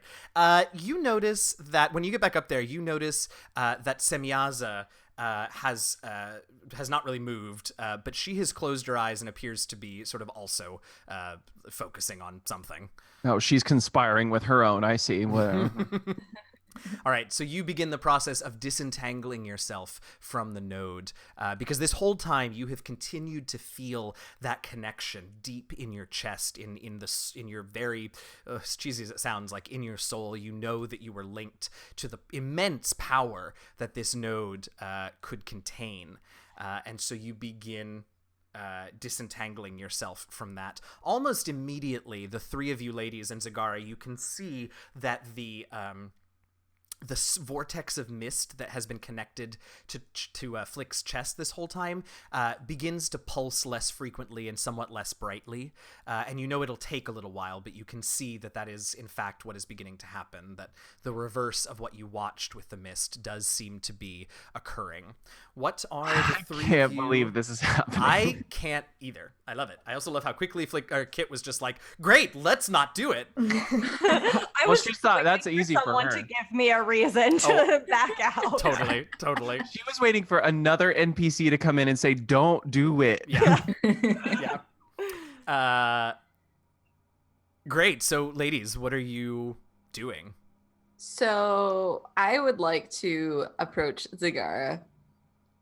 And we all know how much I hate Zagara. But I just want to Really? say to him. I'm not familiar. I want to say, how the hell did you get in here? In his body, you mean? No, Or I mean in into here? the temple, into this room. Bria's gonna point to the stone on the floor. And Bizdir's literally just gonna put her hand up in front of Bria's face and say, "There's more to it than that, all right? I know that, but did you dig?" I'm gonna bite your hand. She's going to literally just claw, put her whole hand over your face because she's bigger than you. I'm gonna put my finger under your armpit to try to make you let go. Oh my god! Whoa. I hate everything about this right now. What is happening? And I while don't they're know. doing that, I'm gonna say, I second her question. How did you get in here? And then suddenly, me and Bria are wrestling around the floor, Yep. God, which means Bizdira is not going to actually hear the answer that Zagara provides, which is No, she's paying attention. She's okay. We both perk up and pause right. for a second. I love it. like on top of her, like strangling her, and I stop. Like, Well, now wait a minute.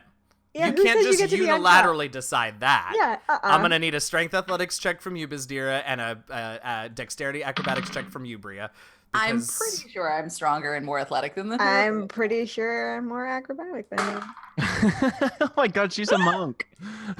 She's a So, rogue. am I doing acrobatics or No, athletics? you have to do athletics because you're the one who tried to initiate the grapple. Okay, well that's a 20 adjusted. Oh fuck. Which one am I doing? Acrobatics. I would do dexterity acrobatics for you. This Don't is really lie. Do not lie. I have a +6. Uh-huh. I rolled a 16. 22. What did you get, Bizdira? I just want to A make sure. 20. Is A it 20. 20? She got a 20. So Bizdira just slips out and sort of what do you do, Bizdira? Me? Yeah. Bria? Yeah, you Bria. Bria, I'm I'm sorry, Bria. Bria, you slip out of Bizdira's grasp. What do you do? Uh, God, 104 episodes. I still don't and know your I names. I put her in a headlock, and then I go down. Well, with now my... wait a minute. Hold on, no, it's part of the thing.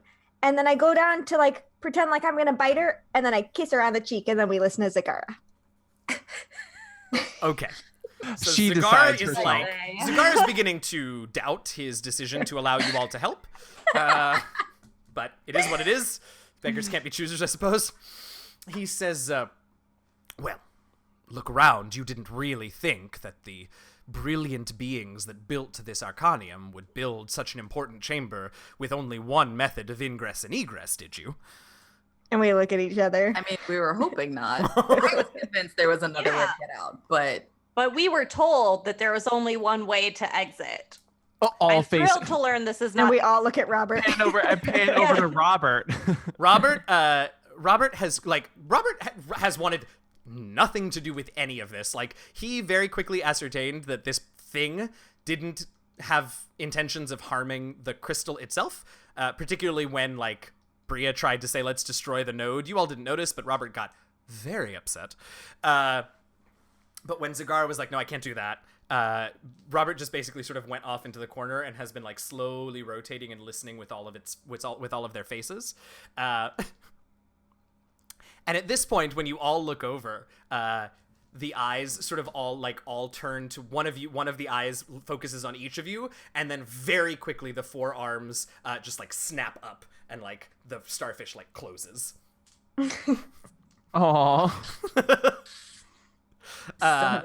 So I'm gonna anyway. ask if real Zagara's Oh dear.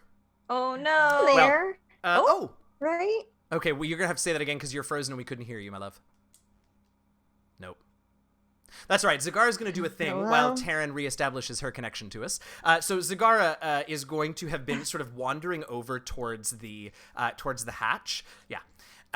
Is gonna wander over towards the hatch and is going to turn to you all and say, "Don't be alarmed, but I would feel much better for their sake if my compatriots were allowed up into the chamber. I didn't know how this conversation would go, and, well, I brought backup."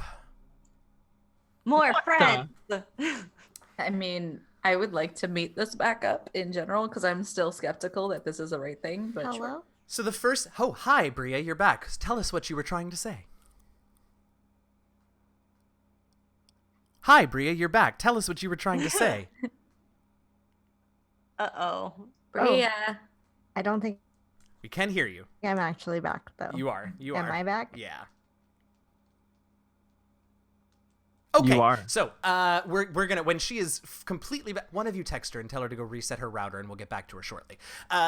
Meanwhile, Zagara sort of reaches down into the opening and sort of calls down, and I'm trying to say, "Is real Zagara okay?" Taryn says in chat on Twitch.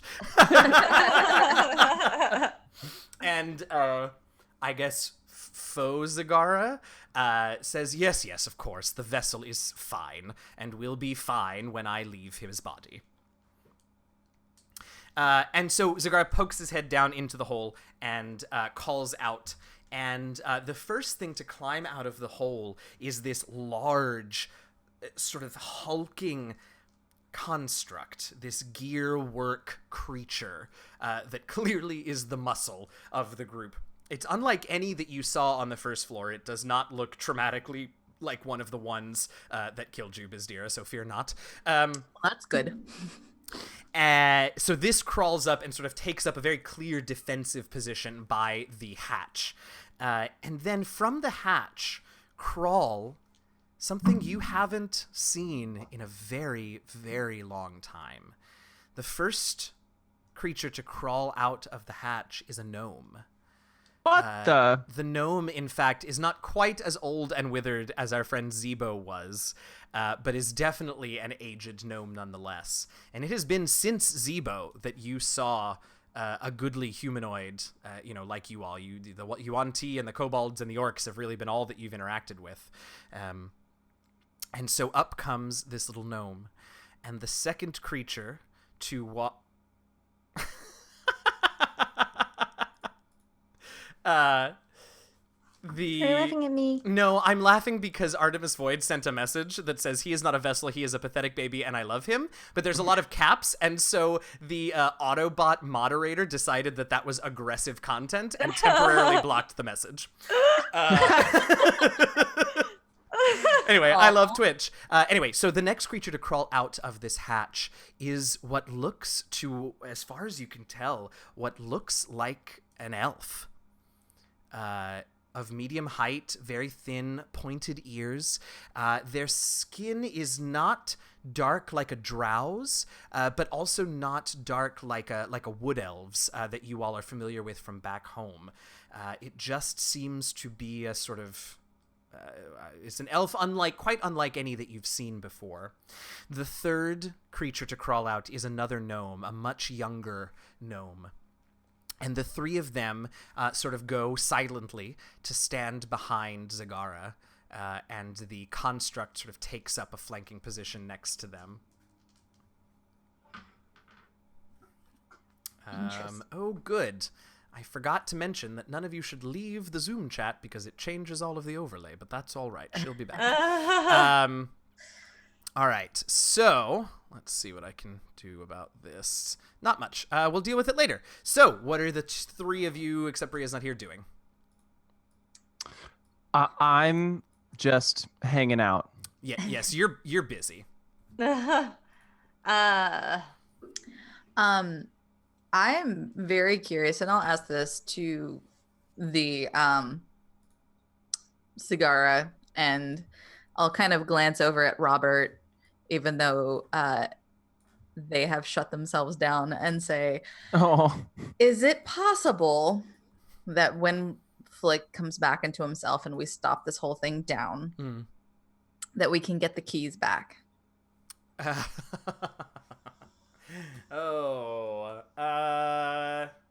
Yeah. You're asking Robert or Zagara? I'm asking both of them. So give me just a minute because I need to refix these videos now that our lovely Bria is back. you take your time, DM Thanks. Jessica. Sorry. You take No, your it's not time. your fault. I just Also, it's our fault for doing this during Mercury in retrograde. It's That is- really This is Mercury is in retrograde. Mhm. Can I tell you guys, there are a few things that cause me more anxiety than having to live edit overlays, but I do it so often these days. All right, here we go. We're back in business. Here we go. So you ask, and Robert, sort of sheepishly, like one arm flips down, and they say, yeah, no, totally. You're welcome to go back and grab whatever you need, I guess. And Zagara says, we will assist you to retrieve whatever it is you require from this Arcanium. Hell Hey. yeah. Hey, Robert, is there a way to get to where the keys are that does not take us past Rithmala or Guard or Uza? Another arm flips down and says, negative. Do we need the keys? I mean, A, like, they're super powerful, and B, if we have them, at least we know wait, this. No. If we leave the keys, then they can't get in. Yeah. That's what I was going to say. we like permanently block off at least one entrance. Like now we know there's another entrance that theoretically they could find, but if we leave the keys where they are, then they can't get in through the main entrance. Right. I need you all to make strength saving throws, please. No. Including myself? No, not including you, Flick. Uh-oh. Okay. Bizdira. Hood, please. Okay. I'm Kit. trying to get to my thing. 11. Bria. 19. Bizdira. 16. Bizdira and Bria, you all... Oh, I should make checks for the rest of the people in the room. No. Okay. Great. So, Bizdira, you and Bria, Zagara, and the Construct managed to keep your feet. Kit, you and the other three, the two gnomes and the elf, fall to the ground as the earth underneath you begins to shake violently and somewhat familiarly. Familiar to... Oh, no, they just consecrated another temple. Um... How did they... But they're outside. I don't understand. One of them might be outside. The rest of them, we don't know where they are. They could have split up to consecrate more temples. Flick, we head to you. Someone else is there. We head to you briefly, in fact, to see your sister Semyaza briefly almost look more corporeal there, more present in the astral plane, and then she vanishes. Sounds about right. Zagara closes his eyes and focuses for a moment, and a horrified look crosses his face. A second Arcanium has been activated.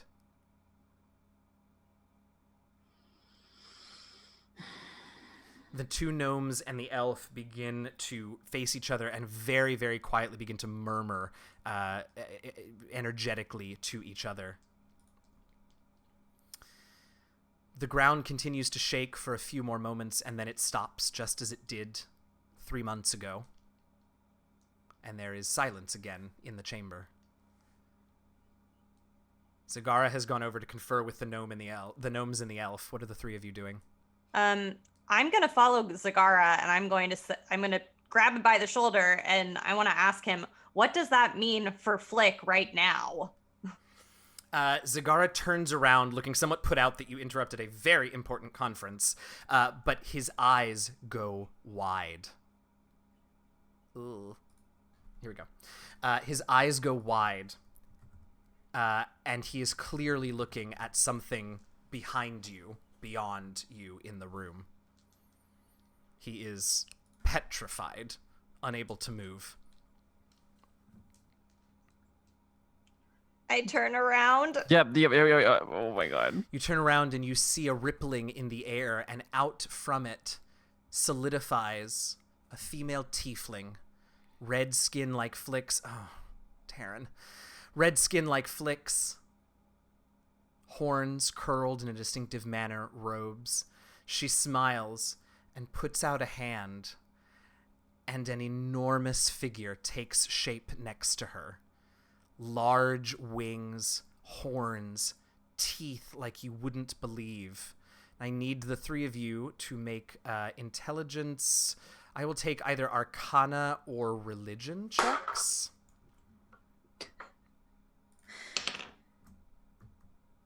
Bizdira. I am pissing myself with a 4. I don't know what it is, but it is terrifying. Yes, it is. Kit. 22.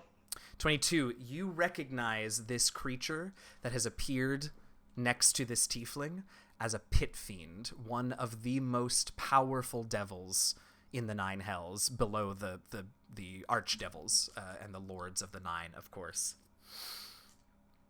And they do not appear to be They do not appear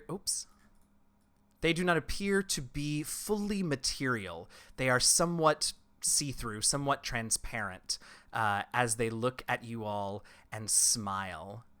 And the tiefling looks at the three of you and nods and says, "As I thought. But the pit fiend has eyes for only one creature here in this room.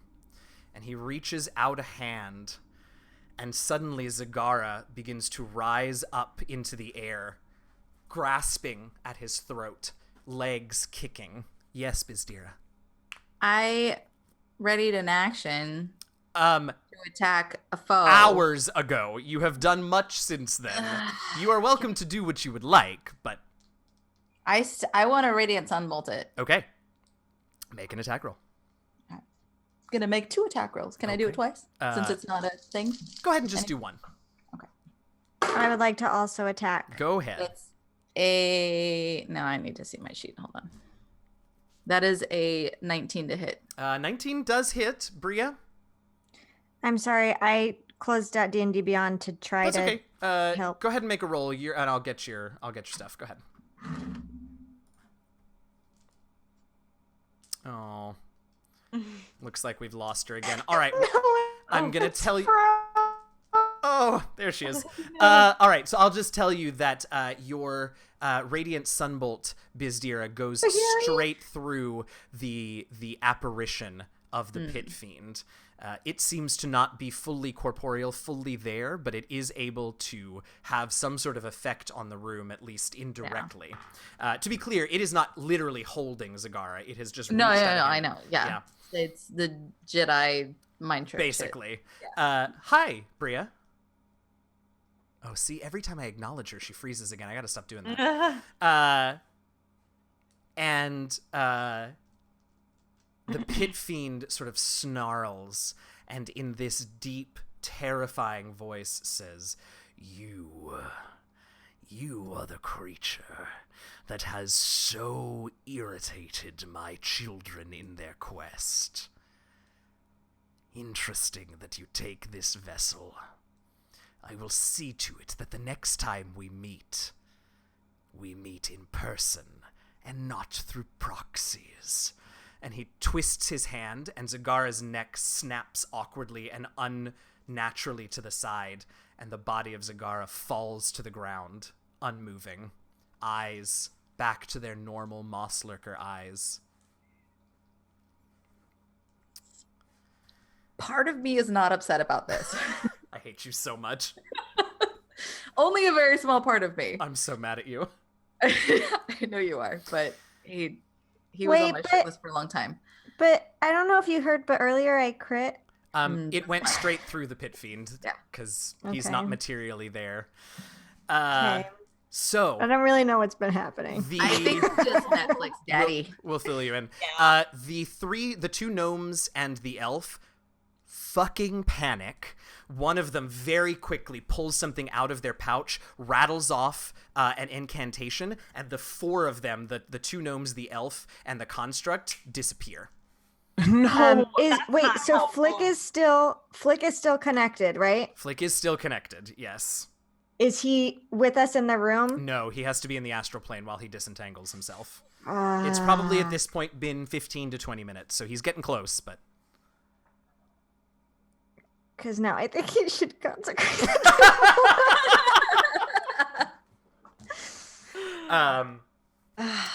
And the tiefling woman says... Oh, that's who I was attacking, by the way. Oh, well, she's not really there either.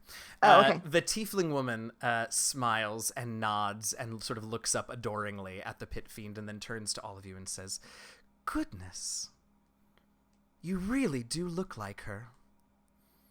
Come, let's go see my brother.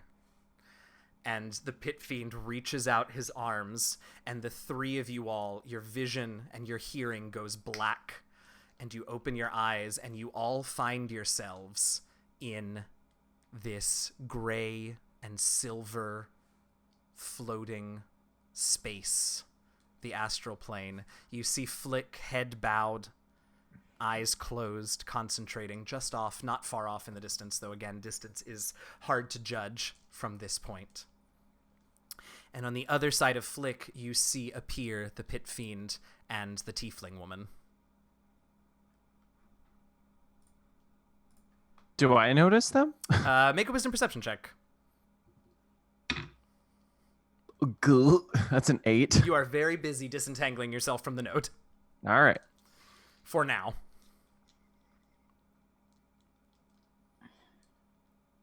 I want to yell out his name, but I don't know if that's the right course of action. I know, that's my first thought too. Right now, the Pit Fiend and the Tiefling Woman aren't really doing anything except smiling from a distance at you all. It seems like they're waiting for something. What are you all doing? Can you guys hear me? Yes. Yeah. Okay. No. Sorry, love. Go ahead and text me. Kit or Bizdira, anything? I feel like I'm just gonna move up closer to Flick. Yeah, that was what I wanted to do too. Okay, Put myself between. Are you doing anything to get his attention or just moving closer to him? Moving closer and moving. I'm gonna block him from the other two. Okay. Get between them. As you sort of put yourself between Flick and the Tiefling and the Pit Fiend, the Pit Fiend's voice booms out again. My son, it has been some time, hasn't it? Flick, you cannot help but hear this. Yeah. So his eyes will slowly open. Mm-hmm.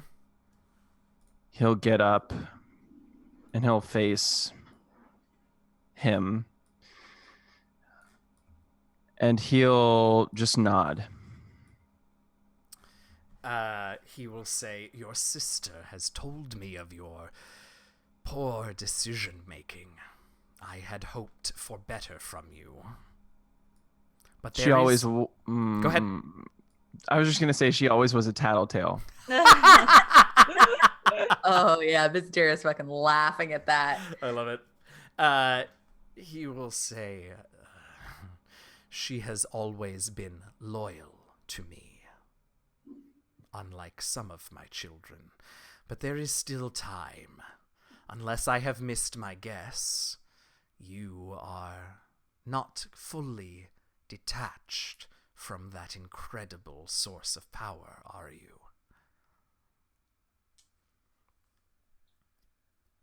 No. Then connect again. Empower it in my name. Return to my side. And ladies, if at any point you have anything, please let me know. What are you going to do here on this world? He smiles and says, watch you consecrate a third temple to my name, or crush you. Make all three of you, He'll laugh. four of you, Flick will however many laugh. of you, make intelligence arcana checks, please. Wait, can I do that? Gonna go well. Yeah, all of you do it. Bizdira looks happy. What'd you get, Biz? I crit, but it's still a -1, so it's a 19. Okay, but that ain't bad. Flick? A 12. Okay. Kit? Not as good. Just a 10. Okay. Bria, if you can hear us, you're welcome to make an intelligence arcana check. But I'm not sure if you're there. Ooh. I rolled an 8. I don't know what That's my... okay. It will not quite be enough. Bizdira, once again, one of my favorite things that happens with Bizdira is that out of nowhere, she pulls magical knowledge out her ass. And I will never understand where it comes from. But anyway, Bizdira, you know... Shit, now I forgot what it is that you know. Oh, What So are we does rolling she, for? frequently. you know that that here on the astral plane, you can for sure be like things can harm you here, definitely. Mm-hmm. There is something about sort of death and dying on the astral plane that you remember is different, but you don't remember in what way and whether or not getting into a fight here would be to your advantage or your disadvantage. But in terms of like the possibility of anybody dying, but you do Right. know that like you can definitely be hurt here. I'm gonna turn around. I'm gonna slap Flick. Okay. We're all on the astral plane. Yeah, I mean, go ahead and make an unarmed strike if you really want to hurt him. Well, okay, so here's my thought process. Tell on me. this. Tell me. I love it. We're all in here right now, but Flick is connected to the node, and that's why he's here. If we hit him and hurt him, it'll break his concentration, and hopefully he's disentangled himself enough to get out of it unscathed. That at least saves him from doing this. The three of us, I'm not so sure about, just because the tieflings brought us here. But if we can stop Flick, I feel like that's a win. All right. So if you're gonna hit him, hit him. Oh my god. I'm still here, by the way, but I took off my video. Yes, I see. Thank you, love. Yeah, I'm gonna hit him. All right, hit him. Oh, I'm forgetting all of my numbers right now. What, are you nervous? You A nervous or little something? bit. This is a 17. 17 hit you, Flick? That ties. Yeah. Yes. Okay, roll damage. I'm I really can't see. It's like plus 3, I think. And actually, I rolled a d4. It's a d6. Yep.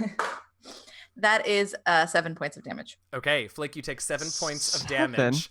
Your father laughs uproariously and says, "There is no chance that you could ever defeat me. Last chance, son. Consecrate to me, or I'll do far worse than your friend just did."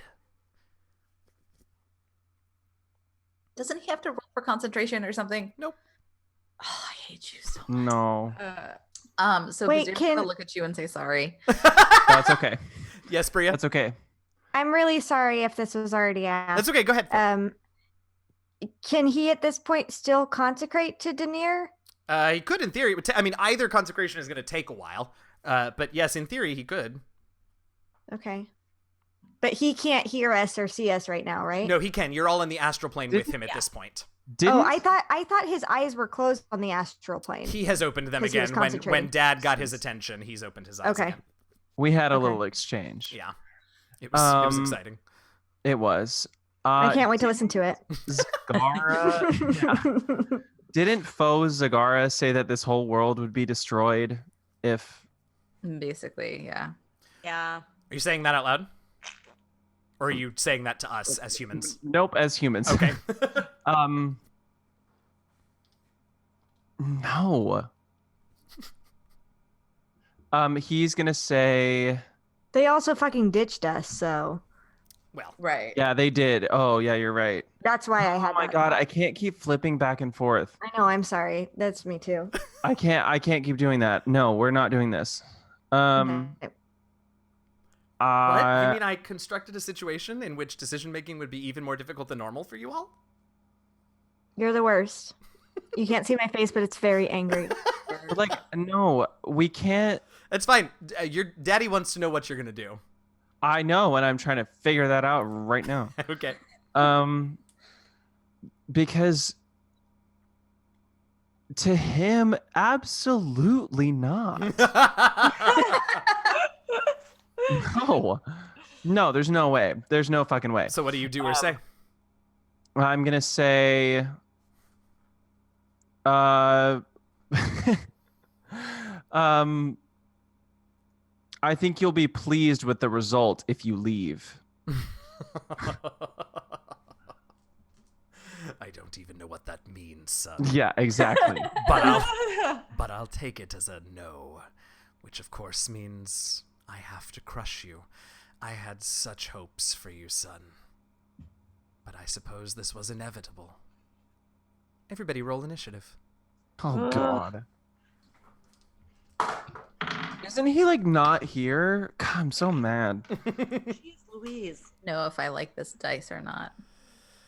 Okay. Oops. Okay.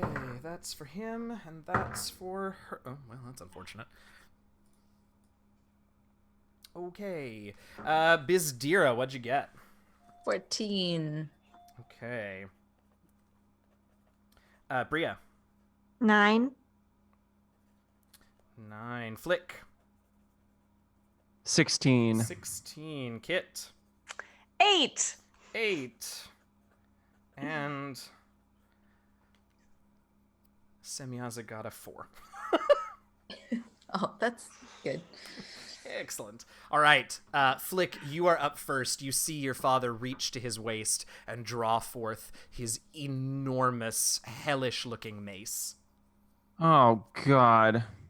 Okay, then I'm going to...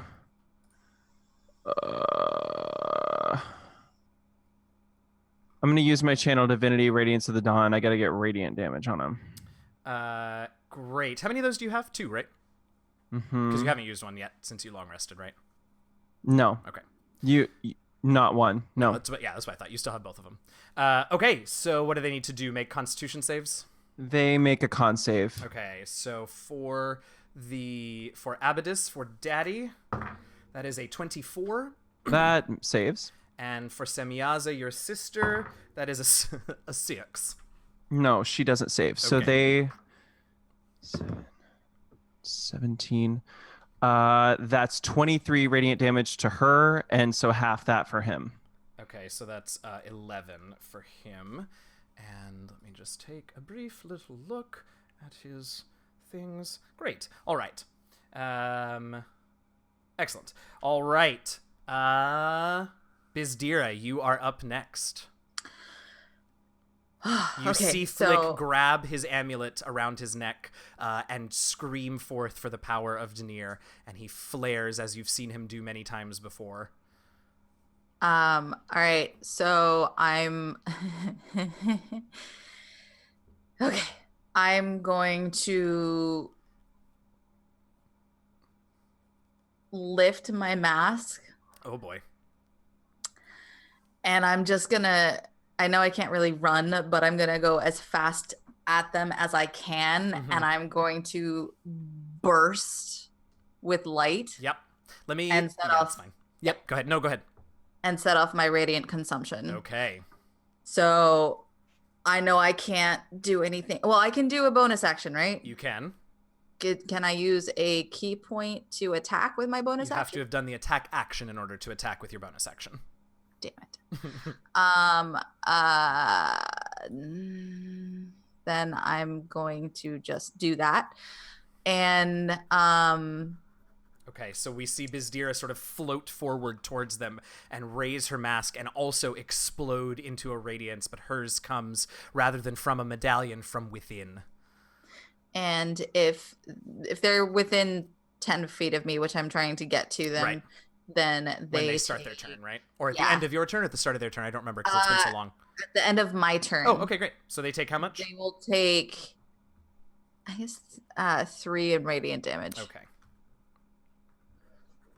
I guess that's all I can really do. Okay. It is the Pit Fiend's turn, and he smiles down at you and just laughs. Pitiful. And he's going to take his mace and swing it at you, Bizdira. That is a 21 to hit. No, I'm sorry. Yes, 21 to hit. Trying to see if there's anything. Can I do dodge? Nope, that is a thing that you do as a bonus action by spending a key point on your turn. Oh, okay, then never mind. Okay. Great. So the mace swings for you. Oh my god, I rolled 2 1s. So you take 2 bludgeoning damage, but as it connects with you, it explodes in flames. And you all, that is so many 1s and 2s. You also take 8. You also take 13 fire damage. So 15 damage in total. 8 and no. What did I say? Fire damage. 10 and 13 is 23, right? No, 2 bludgeoning damage. No. 2 plus 8, which is 10 total. Oh, so okay. So what did I say? You said 15. And how much did I actually take? 23. So that's an extra 8 points. Yes. Okay. All right. He then turns and rakes his claw.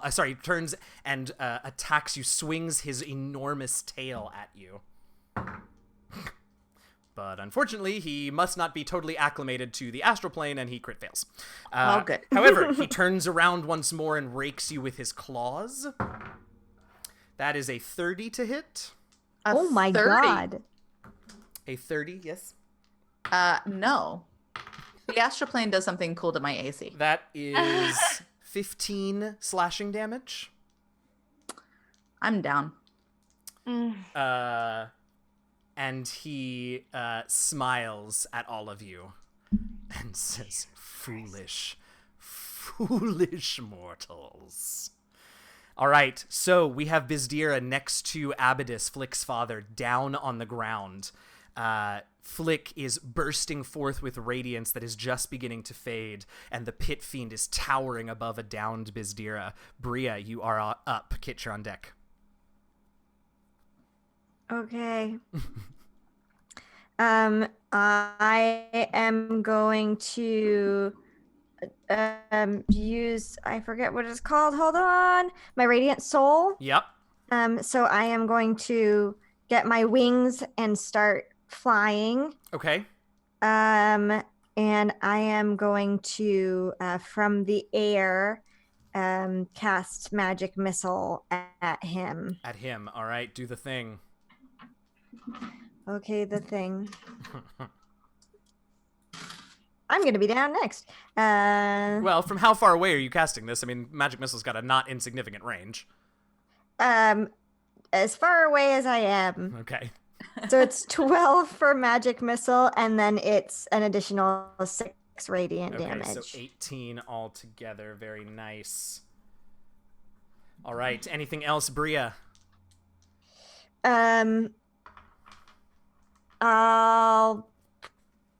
No. Okay, so Bria, seeing Bizdira explode with power, does the same. She taps into her celestial heritage. Beautiful. Are yours silver or gold wings? Or your eyes, rather, turn a color. Do you remember if yours? One of yours is Hers silver. are silver, Hers mine are are silver. gold. Okay, so her eyes flash a beautiful silver, and wings sprout from her back. She flies up, which is a weird thing to say in the astral plane, but it's what she does. And she fires off these 3 darts of force, each of which is ringed with radiant light that explodes even more strongly as they hit into the center of the pit fiend's chest. And Kit, you are up. Cool. Oh gosh, so many things I could do. But I am afraid to go near them, so I'm gonna cast a 3rd level flaming sphere on top of the pit fiend. Great. What is the range on that? 60 feet. Great. Okay, and so you are as far away as you possibly can be, I'm sure. And the flaming sphere appears right on top of the pit fiend, and the pit fiend caresses it lovingly and says, "Ah, a taste of the hells." I thought that they were from the cold. God damn it. Well, to be fair, Abydus is from Cania. Yeah. But he's a bit stronger than his children in terms of dealing with fire and cold. Okay. Anything else, Kit, on your turn?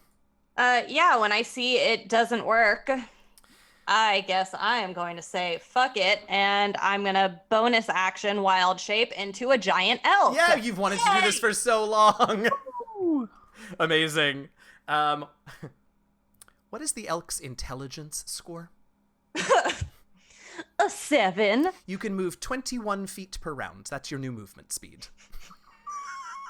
Fascinating. Interesting. Cool. You all have So I'll move on intelligences this that are turn. close enough to 10 that like you're a little bit more or a little bit less than 30 feet basically, but that is significantly lower, so I thought I would inform you.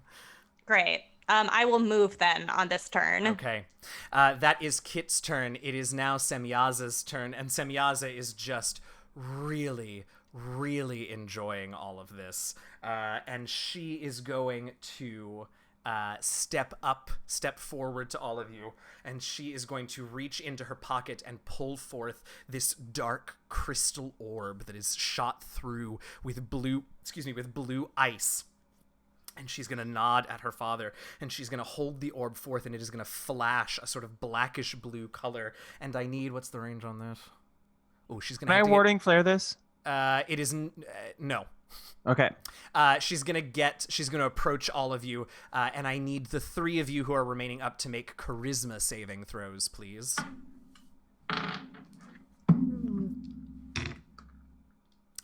Kit. An 8. Okay, Bria.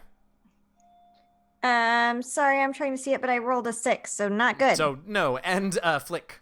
15. Okay, so all of you have been baned. You will roll a d4 and subtract the result from all attack rolls and saving throws for the duration.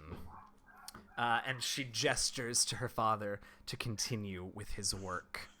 We go to the top of the second round. Flick, you are up. You saw your companion drop. You saw your father just unload on her. We have to get out of here. Yeah. Do I know anything about the astral plane? Like, Oh, can I get off? you make a good point, Dan Dillon. You can move at your normal speed, Kit, because when you wild shape, you keep your intelligence. Which is a thing Yeah, that I that's know, what I thought. but there's a lot going Thanks, on. Dan. Thanks, Dan. Go ahead, Flick. Do I know anything about the astral? Can I get us out of here? You can get yourself out, probably. That's what I thought. And they're being held here by her? Not sure. Okay. You could make an intelligence arcana check, but it'll take a while to think about it. No, he wouldn't know to do that. Because he didn't see them come here in the first place. He's really surprised that they're here. Right. So I'm going to. Oh my gosh. I'm gonna second level healing word Bizdira. Okay. Let me ask you real quick, Flick. Can you just sort of very quickly list off what spell slots you have left? I have 4 first level. Okay. This is my last second level. Okay. And I have 2 third level. Okay, great. Thank you. Okay, so 3. All right, so you call out a prayer to Denier to heal So your that's- fallen friend. That is 10 hit points. Okay, and Bizdira, you take a sudden breath in of this astral goo and have 10 hit points back. Anything else, Flick? That was a bonus action. Yeah, and then I'm going to you know what? I'm going to toll the dead on my sister. See what that does. You're a dick. She All right, sucks. wisdom save, right? That's correct. All right. Oh, I think she made that. That is a 19. Yeah, does she just make it? Yeah, it's a cantrip, so Yep. she doesn't take half. All right. All right, so you all hear a sonorous bell ring out, but nothing seems to happen. Yeah, you've seen it happen before. Bizdira, you are feeling weak, but alive. I'm going to stand up. And I'm right next to them. So I am. Well, my stuff is magical. I am going to stab, kick, punch, and use a key point On To- who? to Daddy Dearest. Oh my god, it's amazing. This is everything that Bizdira has worked for. She is fighting one of the most powerful devils in existence with her hands and feet, y'all. First dagger hit is a 24. That is, there we go. That is a hit. Should I just roll everything? Yeah, I'm just gonna roll everything. Hold on. Yep. I gotta get out of here. We Attack gotta is leave. a 19. Second attack is A 19. okay. That hits. Yes, it does. Great. Then I'm going to roundhouse kick him wherever I can reach him Okay. for a 20. That hits. And then I'm going to do a hook to again wherever I can reach him because he sounds pretty big. Yeah, for sure. His, And that's his shins. That's another 23 to hit. That was all hit. Wow, nice rolls. That's...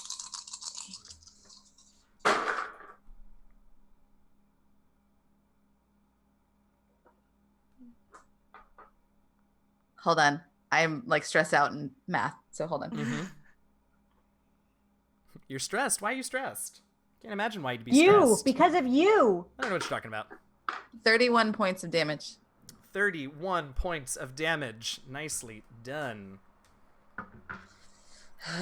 Abadus looks down at you and says, "Ow."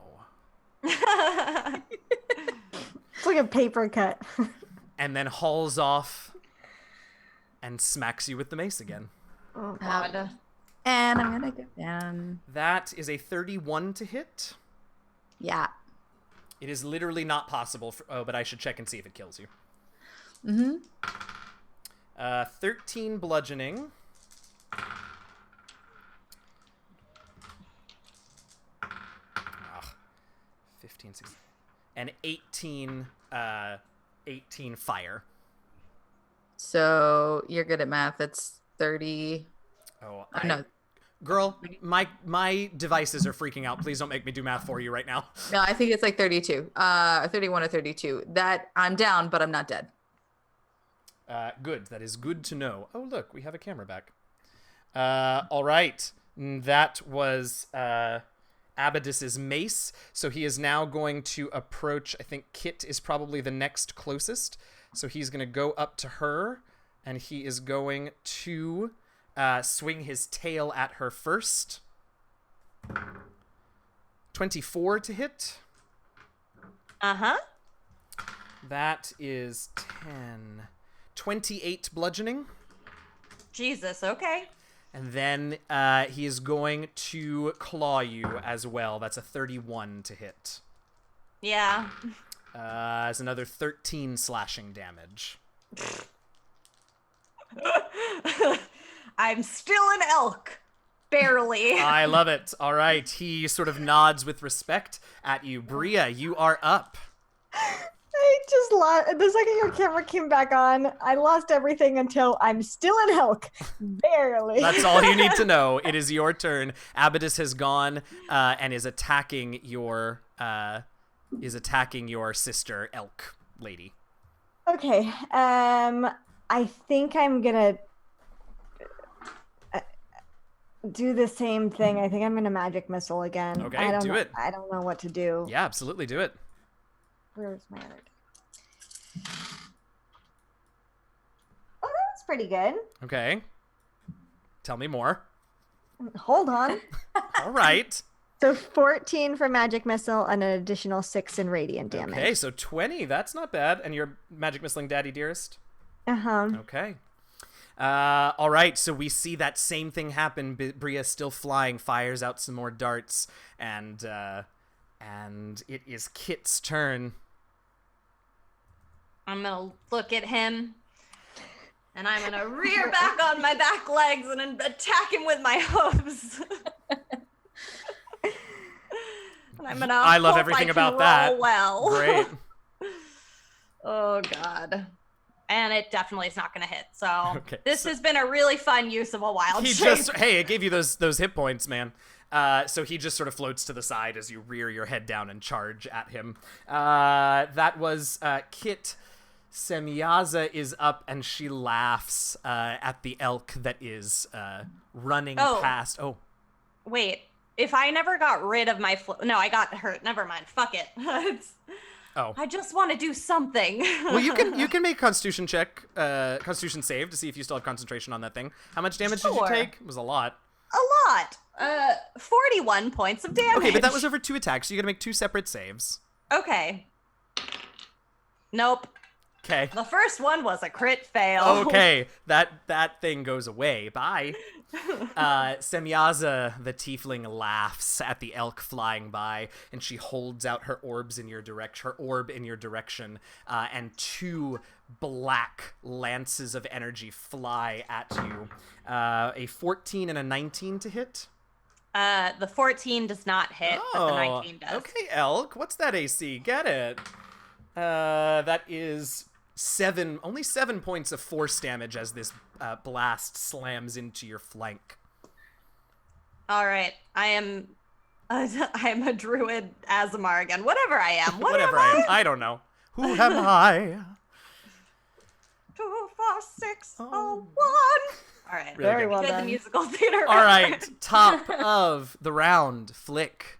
It is your turn again. You're seeing your friends are not doing well. I gotta get out of here. I'm gonna poke back down to this situation down in the node. That'll take an action. That sucks. Oh, I know. I hate that. I'm sorry. Okay. Fine. I gotta poke back down and see what's going on down there. So you take an action. You poke back down. You see Robert is frantically, hovering over your companions. Sort of like the turret of the gun is like poking Bria in the back because her body is just there lying on the ground. And they're just lying on the ground. Yeah. Do I know that if I like completely break my connection right now and like kind of shake them, are they gonna come back? You can make an intelligence arcana check.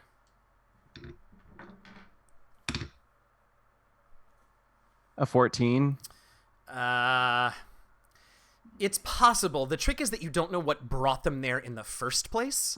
And so that's sort of the missing piece of the puzzle, right?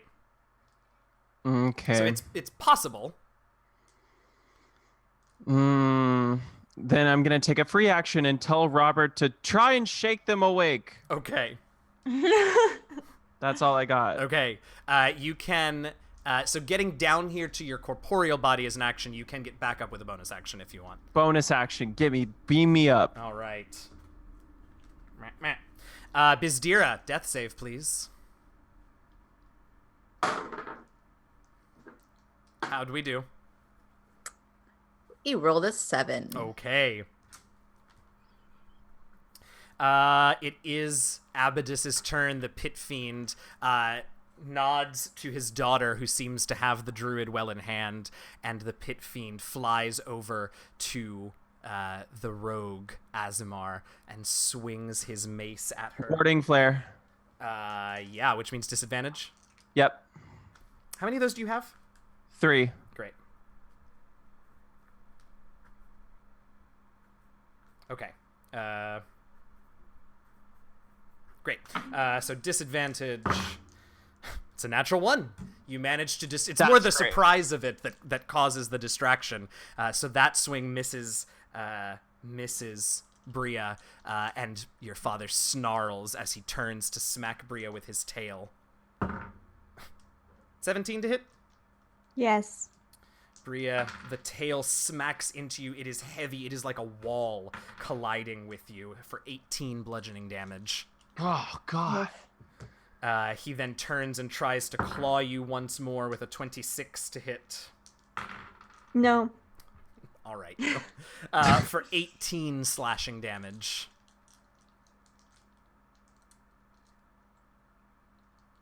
I have 3 hit points left. Okay. All right. Sorry. And he just laughs and turns to you, Flick, and says, "Don't you think it's time to accept the inevitable?" So Abydis is next to Bria, going to town on her. Bizdira is unconscious on the ground. Oh. What? Oh, all right. Kit has run off and become an Azimar yet again and is facing off at a bit of a distance at this point with Semyaza, and it is Bria's turn. Okay. I am gonna shocking grasp that son of a bitch. I love all of this. I really do. Do it. Do the thing. Oh my god. Do it.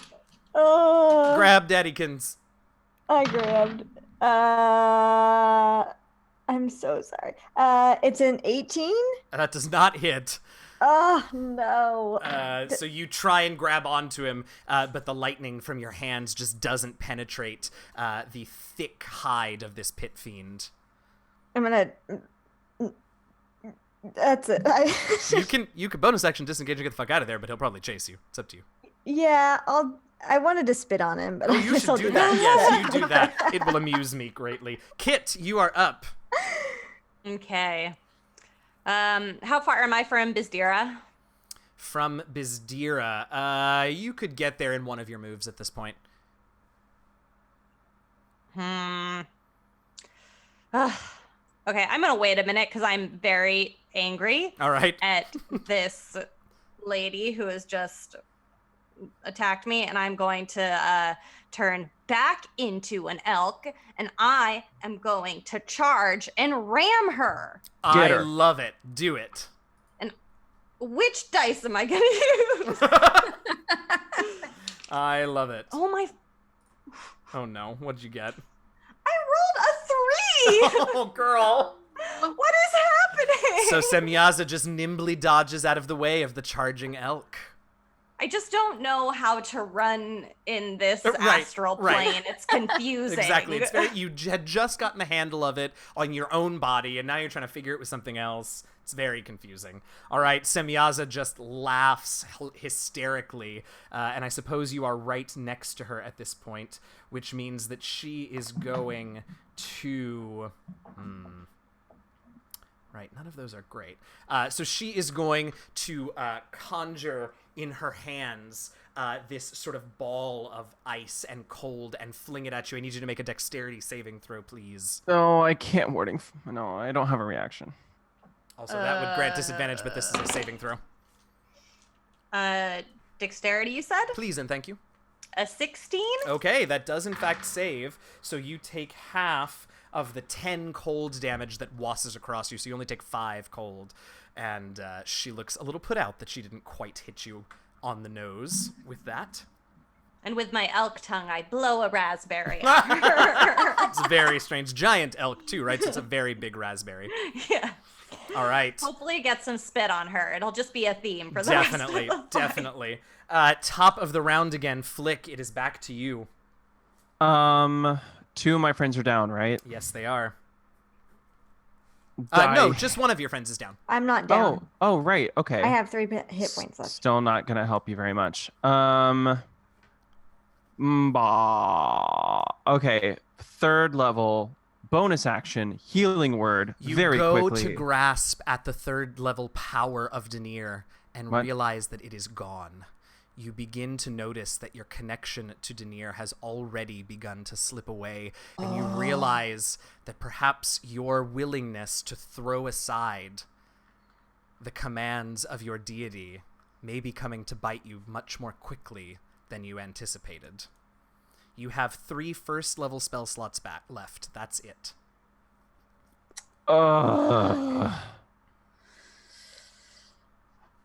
It's been nice knowing y'all. Yeah, it's been a fun Okay. 2 years. I have the No, hell healing no. hands. Radiance of the Dawn. Yeah. Go. I'm gonna shoot it at them both. You go to call down your divinity from Denier, and he will not allow you to access it. Ugh. Fine. You're enjoying this. I'm not. You are a little bit. Then I have to. I'm gonna. Too bad that robot stole your mace.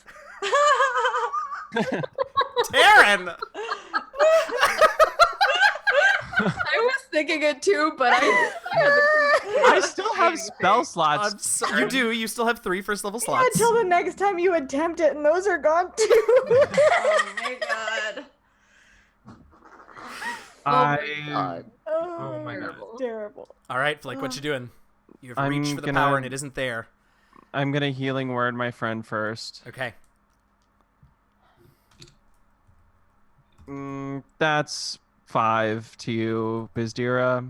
that's fine. So you don't have to die yet. Thank you. And then I have. Wait, how we many have points? to kill her. 5. Oh, I heard 3. I was like, it's got to be more than that. Go on. We have to. I'm gonna say get her. Right. I'm gonna say go for her first. And then I am gonna toll the dead on her again. I don't Okay. know. Yeah. She has to make Oh, a no, wisdom. that's a 10. And so And she she has taken takes- damage, so use the d12. Oh, forgot about that one.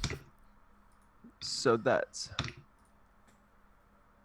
18. Holy. She is looking a little staggered at this point. She turns around and sees you ringing this bell. And she just grabs her ears and sort of clutches at herself for a moment. And she takes a couple of really deep breaths and with a lot of effort, you can tell, straightens herself and focuses on you, Flick, angrily. Bizdira, you have 5 hit points. But hey, the Pit Fiend isn't looming over you anymore, so that's a plus. No, and I opened my eyes with enough time to see what happened with that. So she's gonna stand up and stab, kick, punch the sister. Oh, all right. Does a 14 hit? A 14 does not hit. Okay. So 1 stab is a no. Okay. So she How about dodges. a 19? A 19 does. Okay, thank A 19 God. hits her father. It better hit her. Oh, and Yeah, there went... seriously. Oh, good. This is even more rearranging of the videos now that Alex has dropped out of the call. This Oh, is so no. fun, y'all. Wait, I dropped Alex out? is there. Oh, right. what the shit just happened? I don't know, but this is very tense. I'm sorry. Go on. Go Oh, on. Go okay. on. So I got a 1 stab. I got 1 kick. Oh my god, this is a nightmare. I've ruined everything. Cool. This is great. Yeah, just roll the damage because I'm having to deal with a lot of stuff right now on the... That's totally fine. Yep. That is 12 points of damage Okay, 12 points of damage altogether. altogether. Okay. Oof, she is looking very, very bad.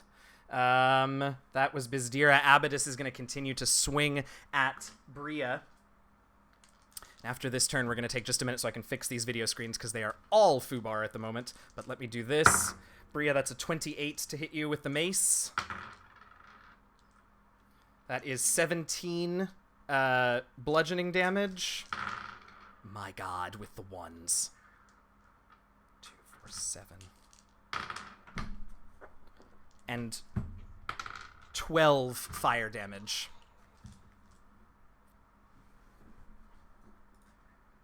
And Taryn is gone. Great. I love technology so much, y'all. I love it so much. We're going to take just a Can't minute. hear you. Yeah, I We're can going to hear take you. just a minute so that I can try and figure out what's happening because it's nobody can see anybody, and I am stressed in a lot of ways that I do not like. So, Don't be stressed. Well, it's all right. Just It's take a just moment. a game. I know, but this is But yeah. an important moment, and everything's going away, so that's super A very fun. important moment, but we'll survive. Hopefully. Or we won't. Maybe. Or we won't. Or we Come might on. all die. I apologize, everybody. We are going to get this back. It's going to take me a minute because I'm having to start from scratch. There we go. That'll work. Oh, come on. Oh,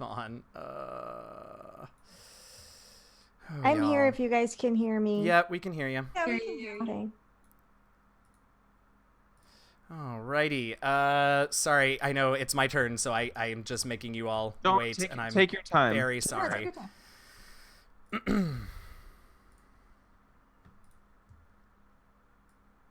Oops, nope, not that one. You all are getting a great look behind the scenes. Also, This it's time for happens me to get a new Every computer. week. It's time for me to get a new computer, because this one is garbage. Aw. Nope, that's just a desktop. Here we go. All right, I got 3 of you in. I got 4 coming up. TLR Z4. Here we go. I don't know who this is. It's going to be Taryn. It's me. Yay. That's good enough. And it's going to In be the meantime. TLR Z5. And it's going to be me. No, that is not the correct thing. It is going to be this one. And I'm going to put me in there. I'm going to make myself a little bit bigger because that's very small. Okay, we're sort of mostly back. I don't care what it looks like. We're going to go. All right, Bizdira, you are Briathos. You are down, yes? I had 3 hit points, but I don't know if something happened to make me go down. I hit you for like 30 some odd damage. Yes, I am down. Great. All right. Abaddis is going to then fly over to his son and look just absolutely pitying down at you, Flick. And he's going to say, I gave you every chance I could. It wasn't enough for you, was it? Well, I have my daughters, and surprisingly, my other son, who's grown into quite the wizard. I'll see you on the other side. And he tries to swing his tail at you, and that is a 27 to hit. That hits. That does, those are d10s. 18 points of bludgeoning damage. Okay. He claws at you for a 22 to hit. That also hits. All right, and that is 16 points of slashing damage. How many? 16? Uh-oh. Are you down? Yeah, I was gonna warding flare the next one. Well, you reach for the warding flare, and there is nothing there. What? The brilliant power of Denier is I not think when I there. reached for it, I was like, it's not a weapon. No. I've already done that one to you before. All right. So, Bria, Bizdira, Flick, all on the ground. Bria, I need you to make me a death saving throw. I'm not on the ground. 10. Oh, right. You're up. All right. That is a I'm up right success. now. Kit, you are up. The sister is next to you looking very, very bad. Ah! Wait, Why? whose turn is it? Did we? It's my turn. We did not skip you. Chill out. It's her turn. Oh, okay. We haven't cycled Oh, around to the God. top of the round yet. That was Abydus's turn that dropped you. Uh-huh. Oh God. And if I want to get away from her, she can take an attack of opportunity unless I use an action to disengage, That right? is correct. Jesus fucking Christ, this is terrible. Kill her. Yeah. How From the far am I ground. from her? She's right next to you because you tried Oh, to. she's right next to me. Yeah. Okay. If she's looking bad, I guess She I'm is. gonna attack her with my hooves. Do it. I love it. Do it. Oh God, I really freaking hope that this is. Oh, I'm gonna use my inspiration, Yes, Do it. you are. Do it. and I'm gonna pray to God that something rolls above a 10. Not to Denier. He won't listen. No, not that God. I don't know my nature God. There I you don't go. know what There you God go. that is. Oh, no. That was a 5, so that's an 11, and I haven't added the Bane yet, so Do you I need- don't think that I hit her. Great. You do not. All right. It is Semyaza's turn, and she laughs as she just dodges left and right away from you. Let's see.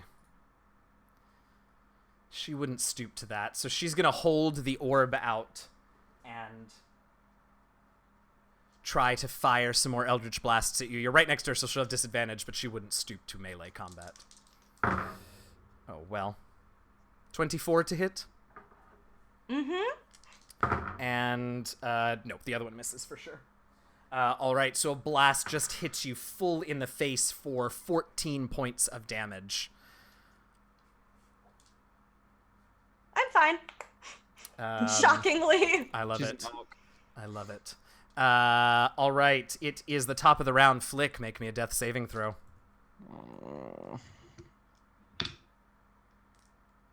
That's a fail. That's Okay. a 4. Bizdira,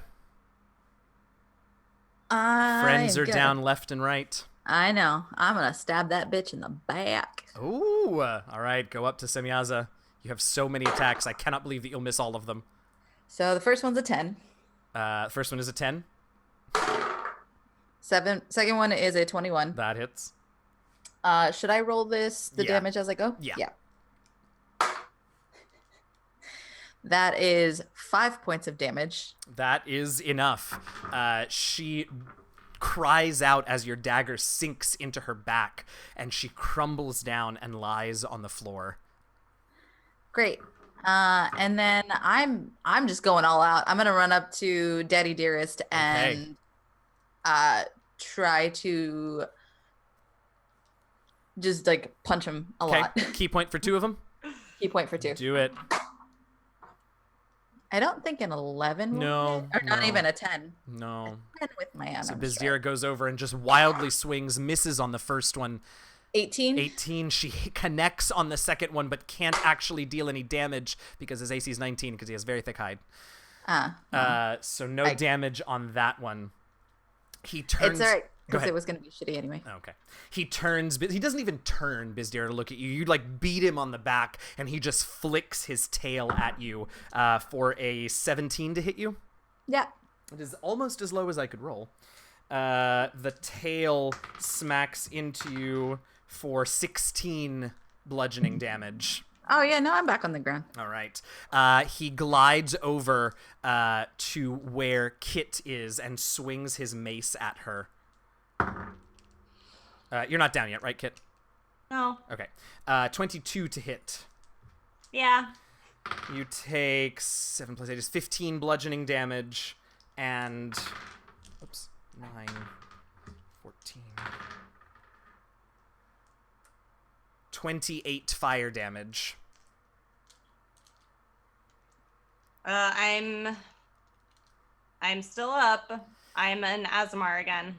All right. What is he gonna do? Who's still up? Bree, are you still up? No, I'm down. So you're the only one. It's just Kit. All right, Kit. Well, then you're gonna get the claw. 18 to hit you. Mm-hmm. 6, 4, 18 slashing damage. I'm down. So, Kit, you fall. Make me a wisdom perception check. Let's try the dice I have to roll yet. Of course, that one rolls above a 10. That's an 18. Okay, excellent. So you see a couple of things as you fall and consciousness leaves you. The first thing that you see is the body of Semyaza begin to flicker and fade and then disappear. And the last thing that you see is Abydus float over to his son's unconscious body, reach down, tear the amulet of Denier from his neck, and crush it like it is nothing more than a piece of parchment in his hand. And then you lose consciousness. And that is where we're going to leave it for this week. Oh my god. Oh my god. Thank you all so much for hanging with us. I know this was not an ideal ending to the season, I will say. We talked about this at the top of the stream tonight. We've got a lot of content coming out over the next 6 weeks. We're going to take a couple of weeks hiatus. We've got some bonus content. We will have a season 5. I don't know yet what it's going to look like, but we're going to have a season 5. So don't go anywhere. Don't unsubscribe from the show on Apple Podcasts. We're not going anywhere.